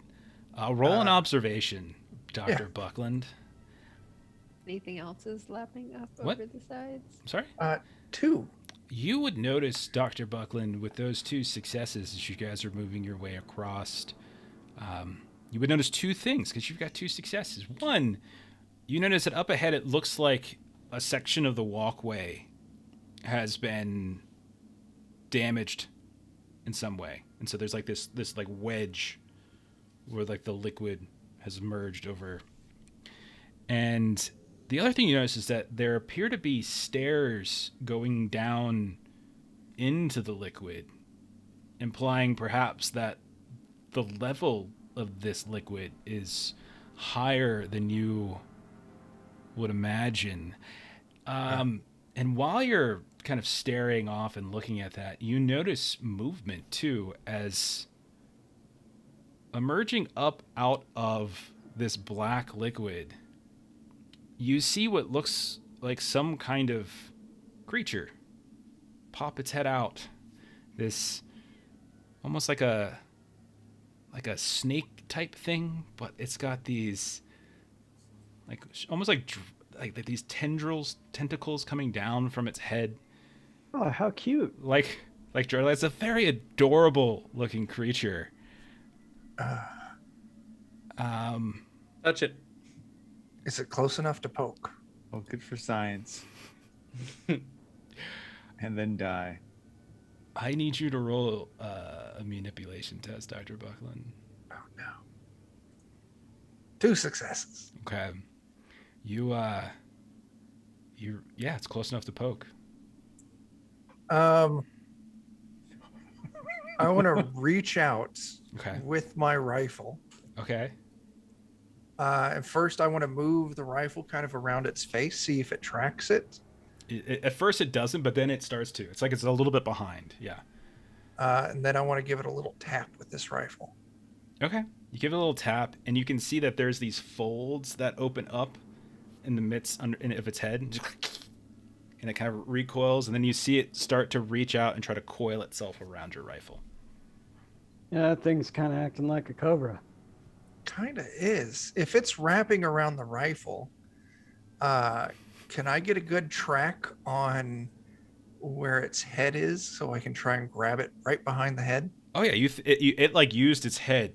It went head first, wrapping itself around your rifle. No, wait, like a cobra, you grab it right behind the head, and it yeah. can't turn around and bite you. It's exactly, yeah. Science. So you reach down and you grab it? Yeah. Okay, no problem. And you have it, and it's like do you yank it out of the liquid? Yeah. All right. You yank it out of the liquid. This black, I don't know, goo starts flailing, like droplets all over the place. And it's flailing around. You can see its tail kind of, it's maybe about 4 feet long. Would I have a container like in my science bag large enough for this? You absolutely would. You're a professional. Yes. You're a professional. I'll kind of, while I've got this in my arm, kind of wrestling this snake, I'll get my container out, like, Chet, come help me out with this. And so I'm like, well, take the lid off the container, like dip it in the fluid and fill the thing up with the fluid. Okay. Only like 3/4 full. Oh, sorry. And then I'll very quickly try to like wrangle its body in there. And then as soon as I let go of the head, I'm going to slap the lid on it, tighten it. Okay. In a big pickle jar now. Hobart, can you roll an observation test, please?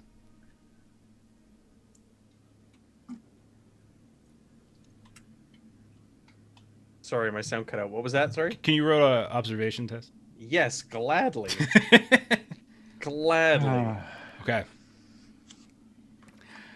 You watch as Buckland and Chet are like a father and son at the end of a fishing pier, reeling in some kind of catch of the day, or just goofily doing this like fools.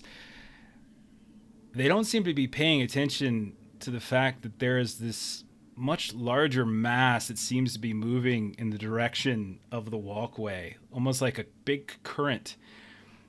And as you turn around, you watch as this long tentacle whips out. I open fire. Oh yeah. Oh, for sure. You'll get to this. Okay. So whips out, and so I'm gonna 50-50 on who this is gonna hit. In terms of, not Chet. it's either Chet or Buckland. 1, 2, 3, it'll be Chet. It's Chet. As this is happening, this tentacle whips out from this blackened area, and Chet, you're gonna take 5 damage. Yeah, because I'm sure this is something. If I can't see it, I can't dodge it. So yeah. Yeah, and the only reason it is because you were busy doing the thing with Chuck. As Are you broken? Well, I'm at 0. I only, yeah, that's what it takes. oh guys, I'm at 0. I feel bad. Chet, no. All right, 1 second. I'm just gonna go ahead and get this taken care of really fast here. Let's talk amongst yourselves. I've got a new pet. I Everyone. you assume I gonna need to call it? roll. Yeah, go ahead and roll your synthetic thing. Sorry, I'm trying to look up where that was. I apologize. It should be in the injury table folder underneath the roll tables. All right. I'm gonna Injury name it tables. the There we go. Buckland deal. The Buckland Battle deal. map. I'm gonna move there us we go. over onto a map. Battle map. I didn't time. vote for this. I do declare, Chet. I will avenge your death. So something like that. Oh, fluid pump. I lose my next slow action. That's not the worst. All right. So I'm going to go ahead and put us... go ahead and take your shot, Hobart. You can get a free one as we go into... Oh, that looks. Everything's great. Okay, I'll roll armor in 1 second. I'm going I should to... have rolled on my inventory. But yeah, 3 points of damage. Armor piercing. No, Oh, okay, yeah, is it? that'll... Yeah, it's armor piercing. Okay, that'll all go through. So 3 points. Hang on, let me go ahead and... Okay. So that all happened before the start of combat as this all kind of breaks out and kind of a fast moment. I'm going to... All right. Would Everything somebody should like work. to switch a card with me? Okay. So everybody, as you're moving across, Bones, you're still kind of... You're like looking at the gun a little bit. Jaws, you continue to sing.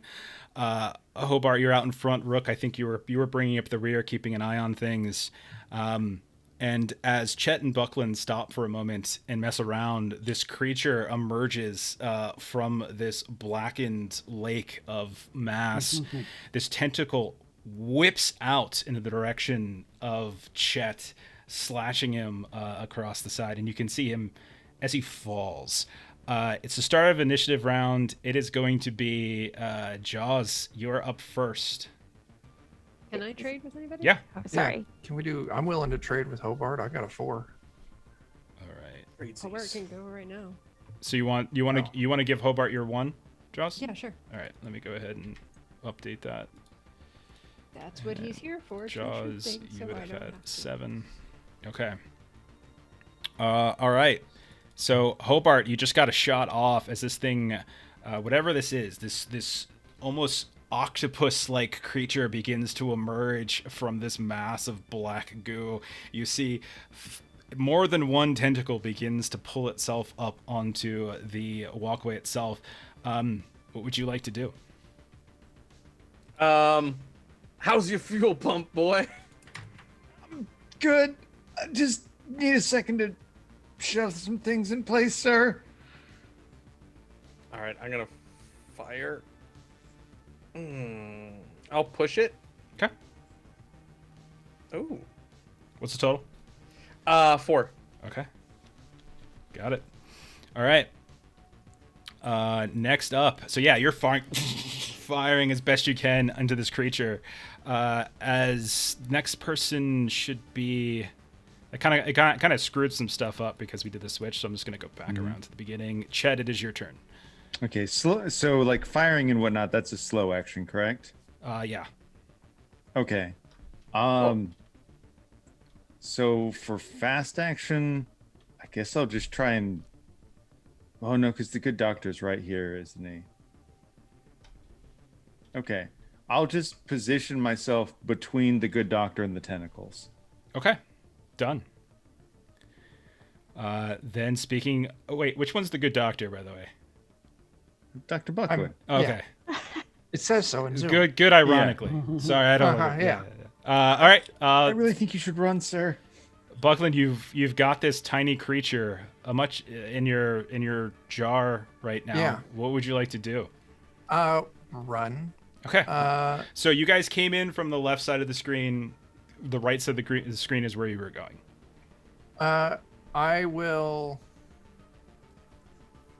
I'll move across to the other side of this bridge, Okay.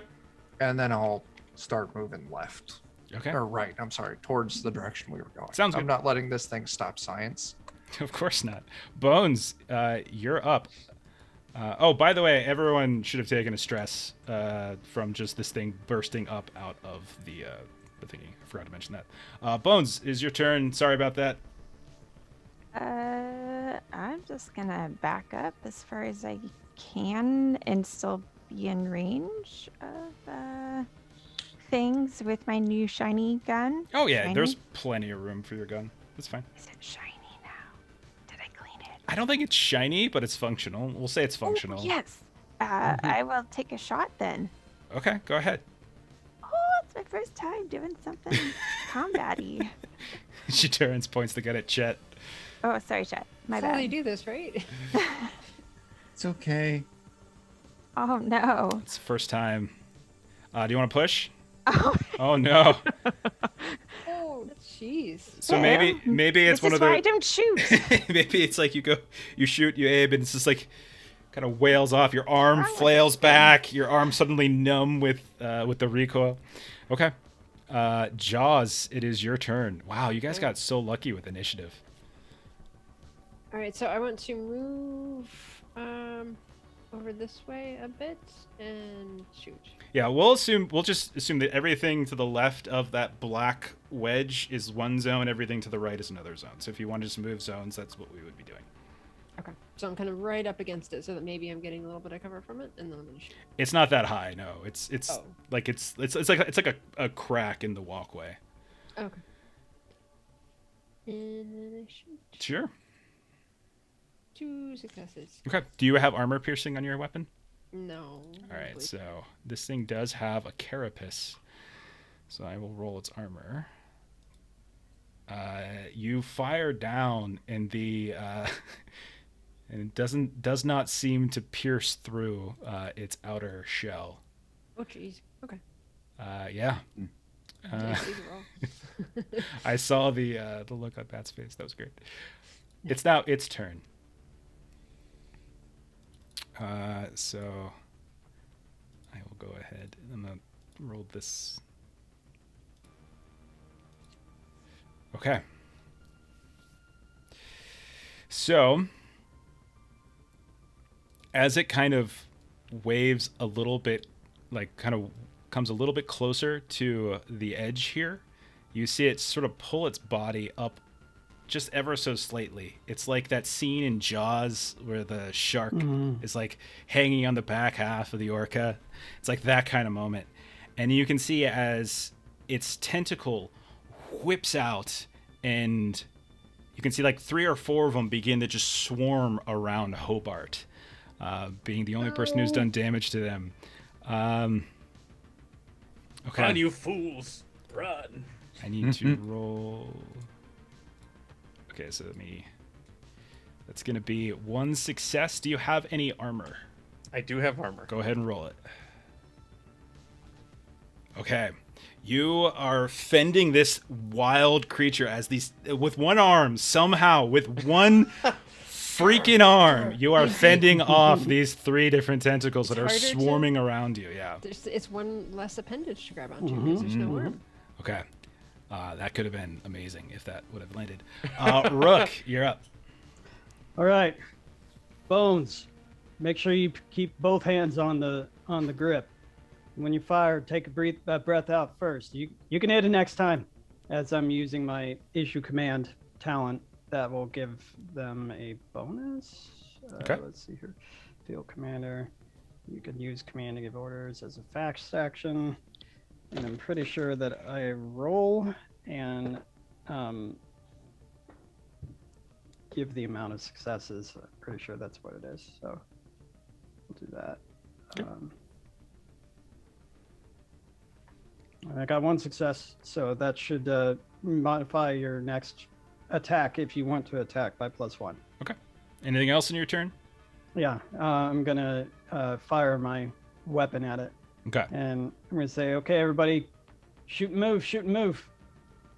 Even though I didn't do that this turn, but yeah.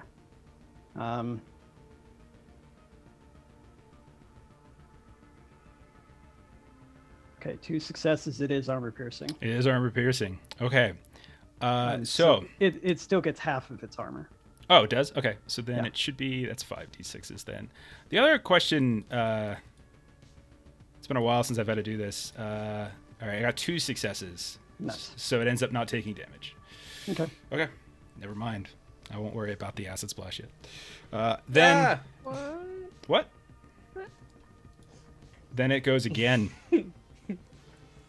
It's going to. Well, let's actually find out what it's going to do as I have this little thingamajiggy. Okay. as it's trying. You can see it's trying to wrap its tentacles around Hobart, and it's not working all that well. So instead, you can see one of them just attempts to just, much like it did with Chet, just this long slash right across the middle of his body. So this is going to be. It's 2 successes. Do you have go ahead and roll your armor. Base damage of 2, so you're taking 4 damage right now, Hobart. If you want to roll your armor. You take 3 points of damage. Still awake? You are still awake as there's this huge gash now across the front of your body. No. As we go to the beginning of the turn, and it is yours, Hobart. Those grenades that Chet made sure to bring along. I want to drop a grenade down and into this. Like, what's its mouth look like? Is it like a... It's great that you say that. As it's trying to reach these tentacles around you, you can see it, like the mouth area, much like an octopus or a squid, begins to emerge, and this hardened beak-like face starts to protrude out as it's trying to pull you into it, like it's trying to eat you. Oh, okay. Yeah. Fine. I'm gonna let it pull me in, and I'm gonna pull the pin on a grenade. Okay. And I'm gonna turn to No. Chet and say, "Make sure they make it out of here alive, boy." Oh, Okay. I'm Sarge, gonna- no. I'm going in just with my teeth because I got one arm. Okay. All right. So you pull Not fight it. and you're just getting wrapped up as this thing is Yeah, now yeah. tightening around you.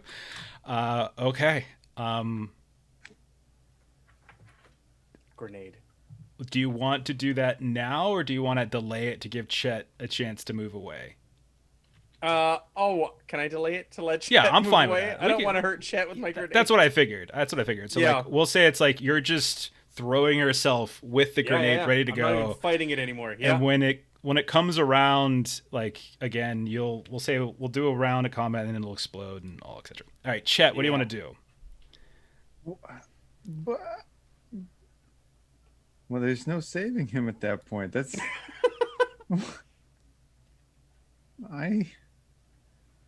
okay. I can't freeze. I have to go over here, and I need to put myself.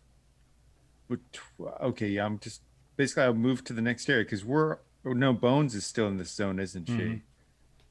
Everything Okay. to the left of like the wedge is one zone. Everything to the right is another. Okay, I will move. I'll stay within the zone and keep my fast action, so that hopefully everybody else can like. I'll just start yelling because everybody else, I'm sure, we're like, everybody move to the right, go, and then I'll stay here, so I'm the only viable target. Okay. Oh, there's another viable target. Don't worry. Well, that's Chet's intention because that Sure. seems to be the best way to honor Hobart's wishes. Okay, Buckland, what are you doing? running. Okay, so you just continue to run. So Science. you can go ahead. Science! You go up the stairs onto the platform on the right. You're by far and away. You are no longer in the immediate danger area. There's a door up here. It mirrors the other side of the room exactly. Okay. But there isn't any damage to this door. So it looks like whoever was blowing holes in doors to get through this area hasn't made it to this portion. So keep that in mind. Okay. I guess if I can, I would move up there, and then I would set my Buckland eel on the ground. That way I can get my rifle out next round if That's needed. fair. Yeah, that's fine. Okay. Bones, what do you want to do? You have a +1 on your attack from Rook's help last round if you want it. Yeah, I'm gonna shoot and then move. Okay. Okay. I've got stress. Go ahead and roll your stress. And that means you emptied your clip. It does. You're out of bullets. I always forget about that. Someone remind me of that. I always yesterday. forget too, yeah. And I'm going to say because you just found the clip, I don't think you have any more bullets. That's I think fine. you just had what was in the gun. And it's because it's just a Magnum. It's not like a... okay. All right. I felt like I only had 2 in me anyway. Uh, Yeah. doesn't have armor piercing, does it? No, it doesn't look like it. So you fired down, and once again, it just, you can see, you hit it. You're not sure whether or not it managed to pierce through that outer carapace to do damage to it. And then you move, you said? Yeah. So you can move to the right side of that wedge in the walkway. Jaws, it's your turn. I'm gonna also try to shoot and move. Okay. Oh my gosh, that's really good. Not armor piercing, but 5 successes. That's still really good. What's the total then? So total damage was what? 1, 2, 3, 4, 5. Base damage of 1. So it's 6 total damage minus my armor. So that's 5 damage. Okay. Yes. Okay. Between Hobart's initial salvos against it and this, it's taken some damage actually. The problem, however, is that the first times I got hit, no one was in splash range now. Oh. Hobart, however, is in splash range as the bullets explode into the carapace, much like the tremor grabber type thing, and something bursts out of it, this sort of greenish, yellowish liquid as it coats Hobart in the ground, sizzles a bit. It doesn't look like xenomorph goo, by the way. It looks a little different. I went back and did some research, and it looks a little different. But what I forgot to look up was how acid works. So it's whatever the creature's acid value is, Okay. plus the 6. amount of damage. So it's Yeah. 6 plus 5. Plus That's how many 5. dice you roll. So I roll It's- 7d6s. Oh, shit. Oh And my that's god. 1 base damage plus 1 for each additional success. I roll 2 successes. That's 3 damage of acid as you start to see this like liquid explode out from the body, and Hobart is covered in it, eating away at his suit. You can see his skin has started to emerge, and then it just eats and eats and eats away at it. You're supposed to use those grenades to stay alive. Jaws is like, all right, I hit it. Oh no, that's bad. Well, that breaks me. Okay, I'm still gonna say you pulled the pin, and the pin, like Okay. we agreed. We're gonna do when it gets back to your round. It's gonna go off. Okay. And this creature is going to use, because you're there and you've kind of given yourself up, it's going to use an ability called Devour Whole. Yeah. Wow, that's great. Oh my. So, yeah, it's going to roll, what is it, 10 d6s? Oh my god. That's 3 successes, 4 damage. Roll your armor, Hobart, which, yeah. Yeah. And you guys watch as Hobart, his body, he comes as this creature just pushes Hobart's entire body through this beak of a mouth. Hobart, it's the most intense pain you've ever felt. I just go, I do declare, as it swallows me. Oh.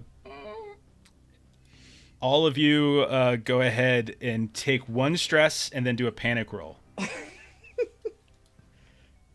Well, I'm keeping it together. Shoot. You and your leech or whatever the hell it is. It's my buckling eel. Yes. Okay, everyone's keeping it together. I was Bumps. keeping it together for a while, but now I've got a nervous tick twitch. All right, and, so yeah. looks like Chet.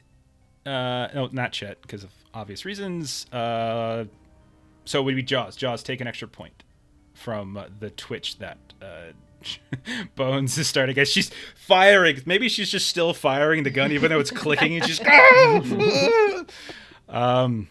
okay, and then Jaws. Rook. It's your turn.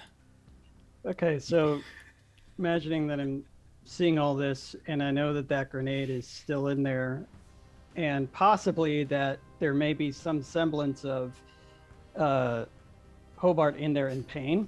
Yeah.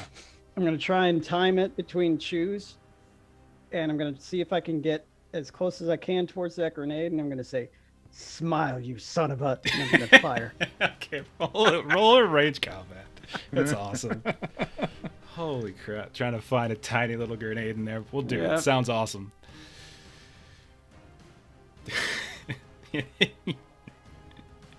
Roll your stress. Roll your stress. Okay. Roll. What's grenade damage, Hobart? 96. Roll it. Go ahead and roll it. As Rook, you target.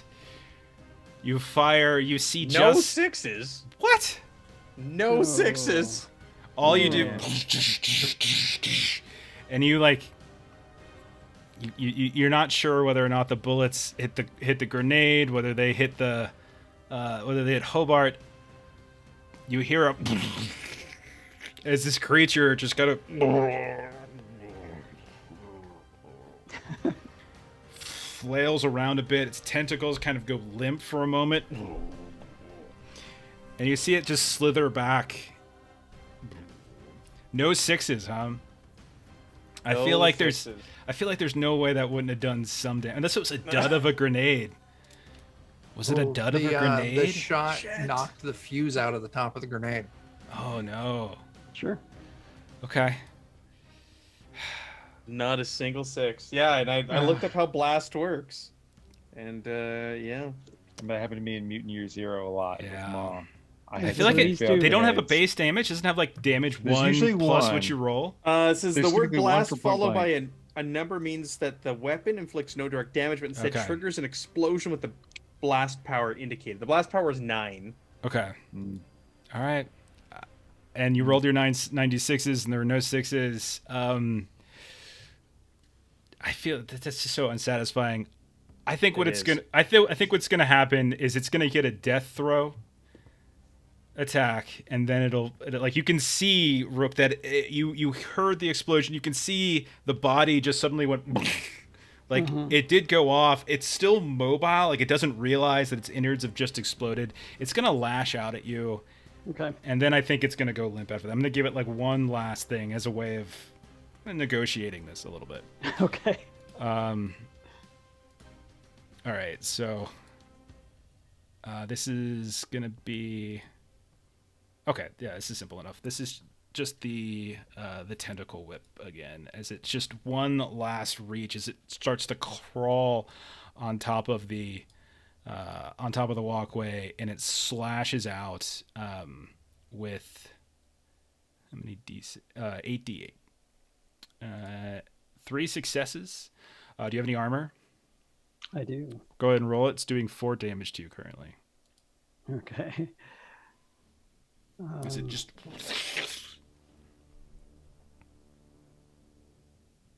Where is that? I could have swore there was an armor section. Oh, there it is. Okay. Yeah, upper Nope, right. Just need nothing. stress. Okay, you take 4 points of damage. That's awesome. Everything is awesome. And then this thing, and you can see it just goes limp, and pouring out from these seams now, you can see whatever it was that this thing was leaking onto Hobart. How are you doing, Rook? You okay? For now. Okay. You're okay. Then you're walking away from this thing as it has fallen dead in front of you. Okay. What do you guys do with that? Hobart was just eaten in front of you. I go full auto on it. Okay. No! He said it. And I did. Which is Rook. It does spray. Rook, you're smart enough to step away from it before the... But yeah, you do.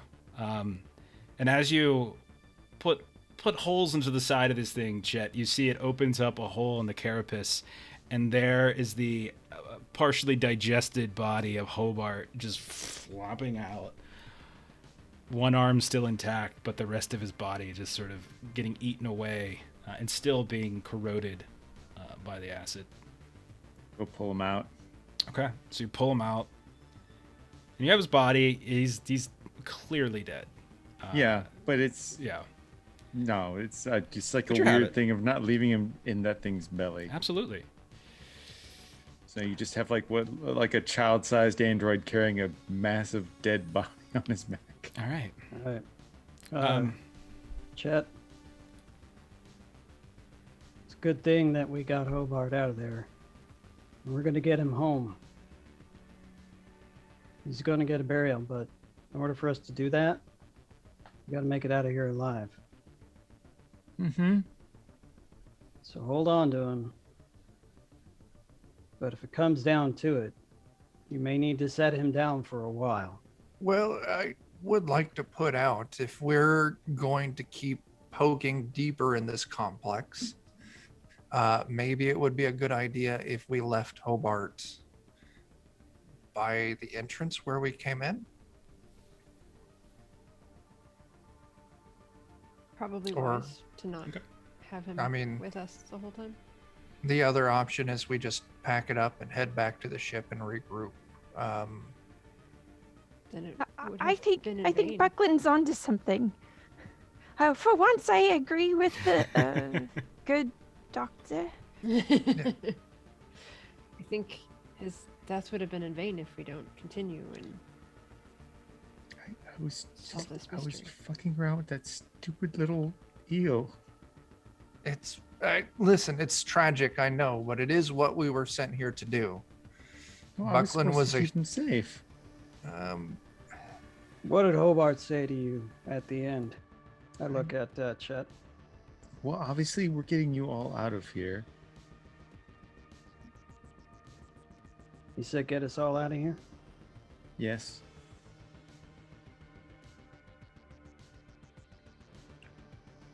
All so, right. do we leave his body by the door and then continue forward, or should we leave it here and pick it up on our way back? I wouldn't trust leaving it down here by the fluid in case there's any other creatures that come up to scavenge. So maybe leaving it by the door we had to crawl through up on the platform. Easy I enough. will grab the other side. It Hold on. seems like maybe Chet might need a minute. Chet, Okay. what do you think of this plan? I'll follow orders, sir. I need to keep you safe and keep you alive. So you are okay with this plan? Whatever you need, I just need to keep you safe. That's right. You're still an artificial intelligence. All right, let's put it back up there. And I was hoping you'd be more decisive.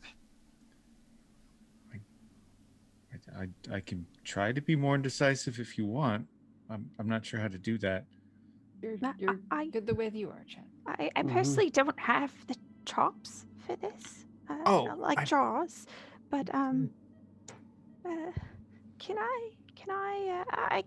I can take Hobart back to the ship so he's nice and safe in the shuttle. I mean, it's the least I could do for him. We were such great pals and all. Nobody, if we're you- not splitting up. But nothing ever happens when we split. Bones, I if mean, it's we could okay all with go back you, to the shuttle, I can show you how to shoot that gun a little better. but I don't have any bullets left. I mean, I could throw it at him. Would we have bullets? I on have magnum us? bullets. Oh, shoot. And we have a target that you can practice. But before you Shooting start at. blasting it, I do need to get some samples. Yeah. No Fair problem. point. And then we should take the samples back to the ship so they're intact, No, right? no. Let's We're on a good leave. run there. Ugh. Let's leave Hobart by that opening there, and I'll leave my Buckland eel next to him. Oh, along what with could those go samples. wrong? What could go wrong? It's in a sealed container. Everything's great. And then we'll continue on. Okay. Captain? It's good. Yeah. All right. That's what we'll So do. you move Hobart's body. You find a safe-ish space for him. You put your pet thing there next to him. Say, keep an eye over Hobart for us. Also, while I'm over there setting the Buckland eel, I want to take another blood sample from Hobart and set Okay. it as just tuck it into a pocket for Oh, now. yeah, Keep yeah. it No secret. problem. No problem. Okay. And then you guys, what do you do after that? Do you guys go through the next door or? Yeah. Mm-hmm. Okay. Through combination of like touching for certain spots, the sort of the musicality as well. You manage to open it, and you see a ramp going down the same kind of cartilage, like rib-like structure for the hallway. You reach another door, kind of go through the same process, and eventually you find yourselves in another room, kind of octagonal or hexagon, like, it's almost circular in a way.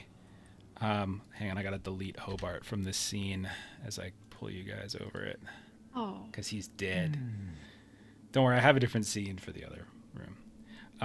But you guys find yourselves in an interesting room.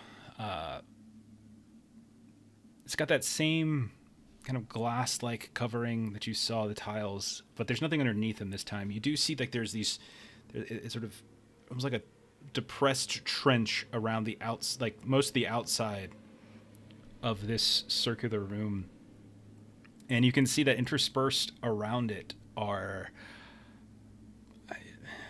for lack of a better term, they look like cryopods. Mhm. I'll start checking to see if there's occupants. Okay. Roll an observation. And how old of cryopods are these? Are they like the same like age as the other? Yeah, they scientific don't look equipment? like Weyland-Yutani, Hyperdyne, Bionational, like this. I mean, the technology in here seems to align with everything you've seen before. So dating it is not something that you would be able to do just by looking at it. One success. Okay. You go through and you notice that in a few of the pods, you see this like this shriveled up, kind of contorted version of the creatures that you saw that were lit on fire. But you do notice that in 5 of them, they seem to have creatures that are physically intact. Oh. And These are occupied. They look like the big giant dudes from the holograms, right?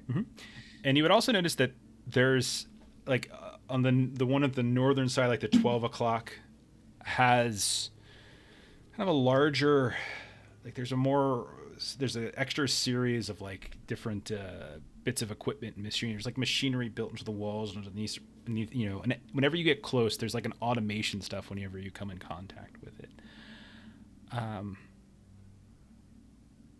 As you guys walk in, you're noticing a lot of stuff just automatically is kind of turning on. You see like this central console light up. You see these lights on some of these different consoles light up. What do you guys want to do? Jaws, sing your little tune again. Jaws hums. Okay. Where are you at when you do this? Where I put myself on the map, so I'm kind of by Okay. So 11 o'clock. we'll say that 12, 11, and then we'll say like 3 o'clock, 4 o'clock, and 5 o'clock are all occupied, it seems, with something that has trace life forms, life signals. Excuse me. And the other ones have like kind of the more shriveled up versions. And so you do so. And you see, again, just like the console out in the previous room, like there's this 3D holographic display that activates. And you gesture and you reach a hand out and you realize that as you do so, it's not just light, it's interactable. You touch something and you see almost like a slider, it just moves. And you kind of hit something else and you see like a little particle of light just slide off to the side. You have no idea how to use this. You have no idea what you're doing, Ooh, but no. you're smart enough to realize that there's something about this that sort of powers it on, and it seems like their interface is through whatever tech this is. Anybody better than me at Comtech want to give this a whirl? I would say that I our was muted. xenobiologist is probably our best bet. Yeah, I can give it a go. My rifle up and ready to shoot anything Oh, yeah. that sits up. While he's doing that, can I get some bullets from Chet? Of course, yeah. Go ahead, Yeah. Buck. How many bullets? I don't know. I don't normally like, Always be prepared. because the nice thing about being a synthetic is you never have stress, so you never run out. Mm. So like several like, but he brought the rifle this time, so there's like, let's just say one more round. Okay. Yeah, He just hands you his pistol. He probably didn't even bring much more than that. Okay. Buckland, roll that contact. Yeah. You want to Oh, push? I'm definitely pushing that. Okay. And this is a wits, right? Mm-hmm. Roll better. Okay. Well, wits I can push twice if need be. Oh, Okay. no, I'll call that good. That is good. I mean, roll your stress. I drop an item. Okay. You drop your gun. It goes off. It fires, killing Jaws. with it. Oh no. Oh my god. Son of a bitch. Okay. We'll drop one That's of the your way she wanted to go. That's exactly how I wanted. Never knew it was coming. You notice two things. You start to play around with it a bit, and it's kind of unclear exactly what you're doing. It would take some time, but you can tell that this seems to it reminds you to some degree functionality of like messing around with your own, with cryo systems, increasing certain things, lowering certain things. You feel like with the right combination, you could easily activate whatever's inside. The other thing you notice with your extra success, however, is that the one to the north seems to be on a, like, there's like, what you can tell is there's like this circular display that shows up, and you can see it kind of like there's a little ball at the top, and it cycles around and it cycles around and it cycles Like it's on a countdown. It's like it's on a countdown, and you start to look at that interface, and you can see that vitals are beginning to activate. Captain, I didn't activate anything, but this one's waking up. Oh shit! Can you shut it down? I'll try. Roll Yeah. another comtech. Yeah. Try to shut it down. Or well, make it go back dormant.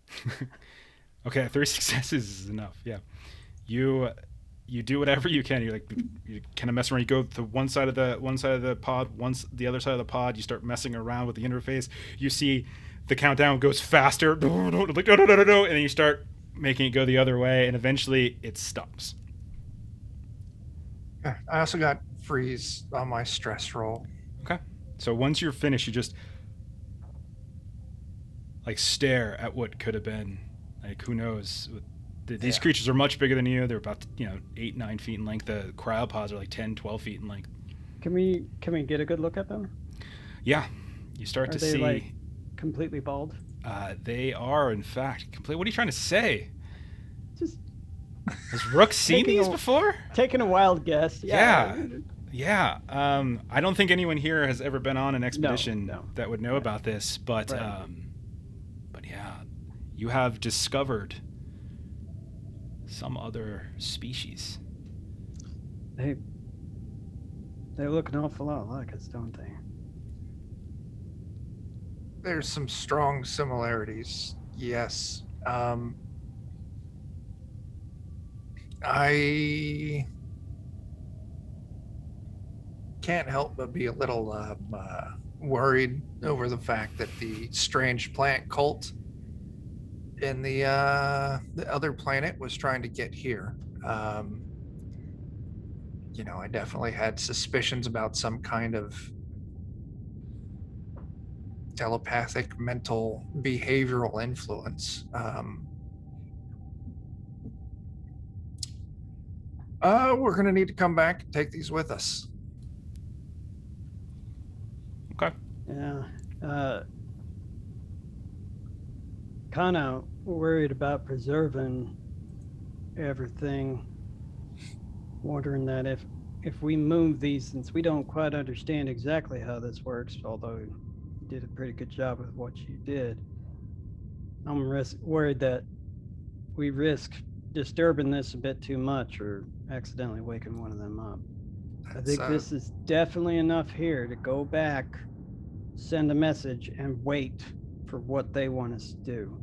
That would be mission complete, finding a strong reason why we need to maintain this the claim. I mean, we could get in a lot of trouble if we were to make a mistake moving these out of here. Yeah. So, I'm going to say, yeah, we need to guard this. We need to guard it, like maybe even bring the ship down and make it to where nobody can find us. But yeah, we need to guard this. I agree. Can we make sure that all of them have been turned to not wake up Yeah, anytime he had. soon? Yeah, he had enough successes to get that info. Okay. It only looked like the one at the 12 spot was activated. Everything else just seemed to be dormant on its own. Okay, I think we'll montage some stuff here at the end. So if that's your plan, you guys head back. You take the body of Hobart with you. Inform the rest of your crew. You take the dropship back up. File a report. You fill in the rest of the crew, to at least the ones that you trust or whatever. There are other security people who can take Hobart's place, who worked underneath Hobart.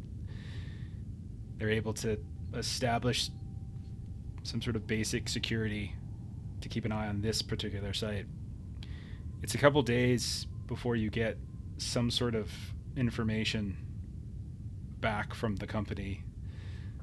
And the company very specifically notes that you did the right thing. Leave everything. Don't touch anything. And like when you mentioned that there are live specimens, there is an intensity to like the reports that you're getting back that you have never seen. Like there is an overzealousness. It's as if they're skeptical about the fact that like you found a live one.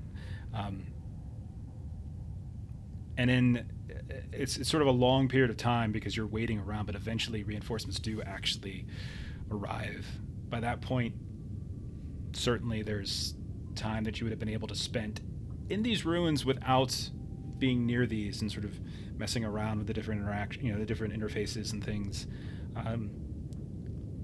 Even that large room where you lost Hobart, there's other little creatures, but there doesn't seem to be another sort of massive mother figure. And you're even able to find, by going to the right, The last left when you come out from the It's the center. last left. The a last safer one. way around that giant dead Hobart room. Uh-huh. Whoops. The dead Hobart room. It's like I Good said, plotting against the always left. Jeff knows about the always left. I do, when we get back to the ship, want to check the test results from Mhm. Hobart. The Okay. unaltered. Roll an observation Results. test. Yeah. Okay. 3. The markers on him, genetically, are... Oh my gosh. Adam's being attacked. He was a cat man all along. Oh my gosh. Sorry.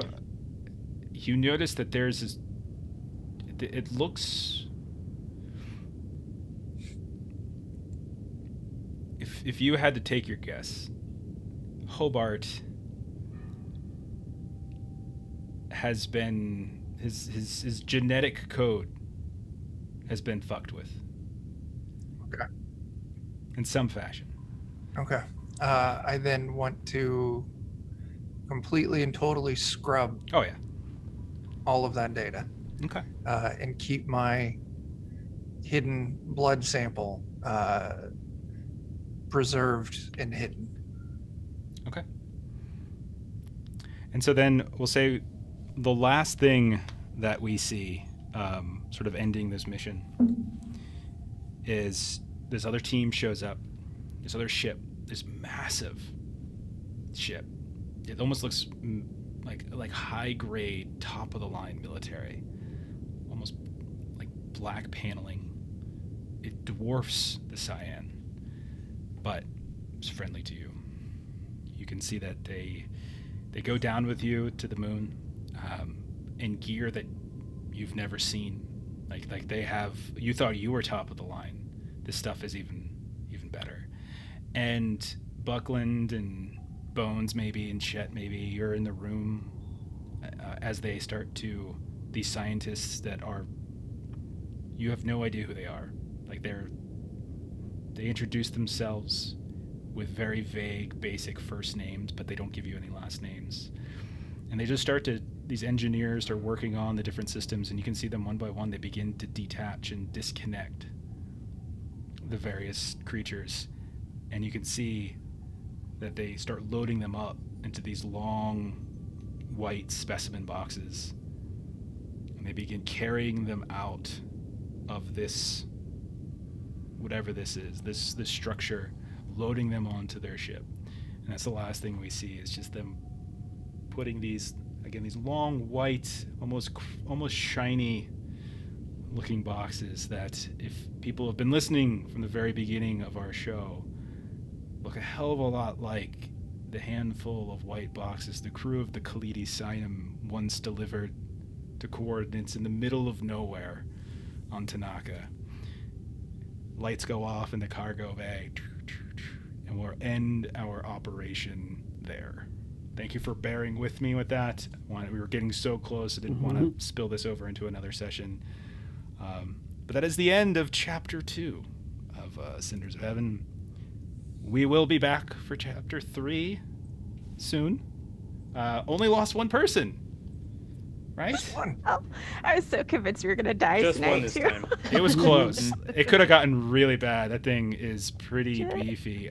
Also, if Buckland didn't catch the countdown, you guys were going to fight one of them. Yeah, I was waiting for it. Like, If that was the case, Or- I would have broke and we would have cut for the night. But I was I like, really- you know, we're gonna leave yeah. the room and You're so they're just gonna open a pod for no reason. Like, oh, Yeah. all right. Chuck really wanted to open one of those. Oh, I did too. Yeah. I worked. Buckland Oh gosh, wouldn't have. Yeah. I worked pretty tirelessly on the stat block and on the attack table for the Ocean, just in case. I studied the Prometheus fight scenes, and I got back into some comics where like the Oceans and the engineers would show up as well, and some of the old Alien comics and everything. Pretty fun. Someday. Buns about- is feeling pretty ornery tonight, and I could totally see myself running over and just hitting a button. It's not like I've ever done that before. Like, sorry guys. I was like, nah, I already did the yeah. drill thing. I'm all right. That drill thing was hilarious. That was hilarious. All right, so yeah, we're gonna do another chapter. I think we're gonna mess around a little bit with the Colonial Marines book. I think that's the plan for chapter 3. We have plenty of characters though from this chapter that might come back in a future chapter, and we have a couple from the first chapter. We have 3 that survived the first run as well, that might appear in various other parts of their stories. So let's see. Let's do our closing plugs. Was everyone got going? So Jeremy, tell them about your podcast. PLEWD.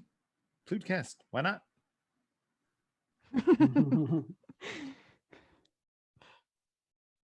That's the wrong thing. You went so fast, I didn't have it ready to go. I like how you say "why not." Like, why not? Like that's the slogan. Adam, Grim and Perilous. Yeah, check out Grim and Perilous's website. There will be some announcements that I've been alluding to coming in June. Okay, So I'm finally to a point where we can start making some of those announcements. awesome.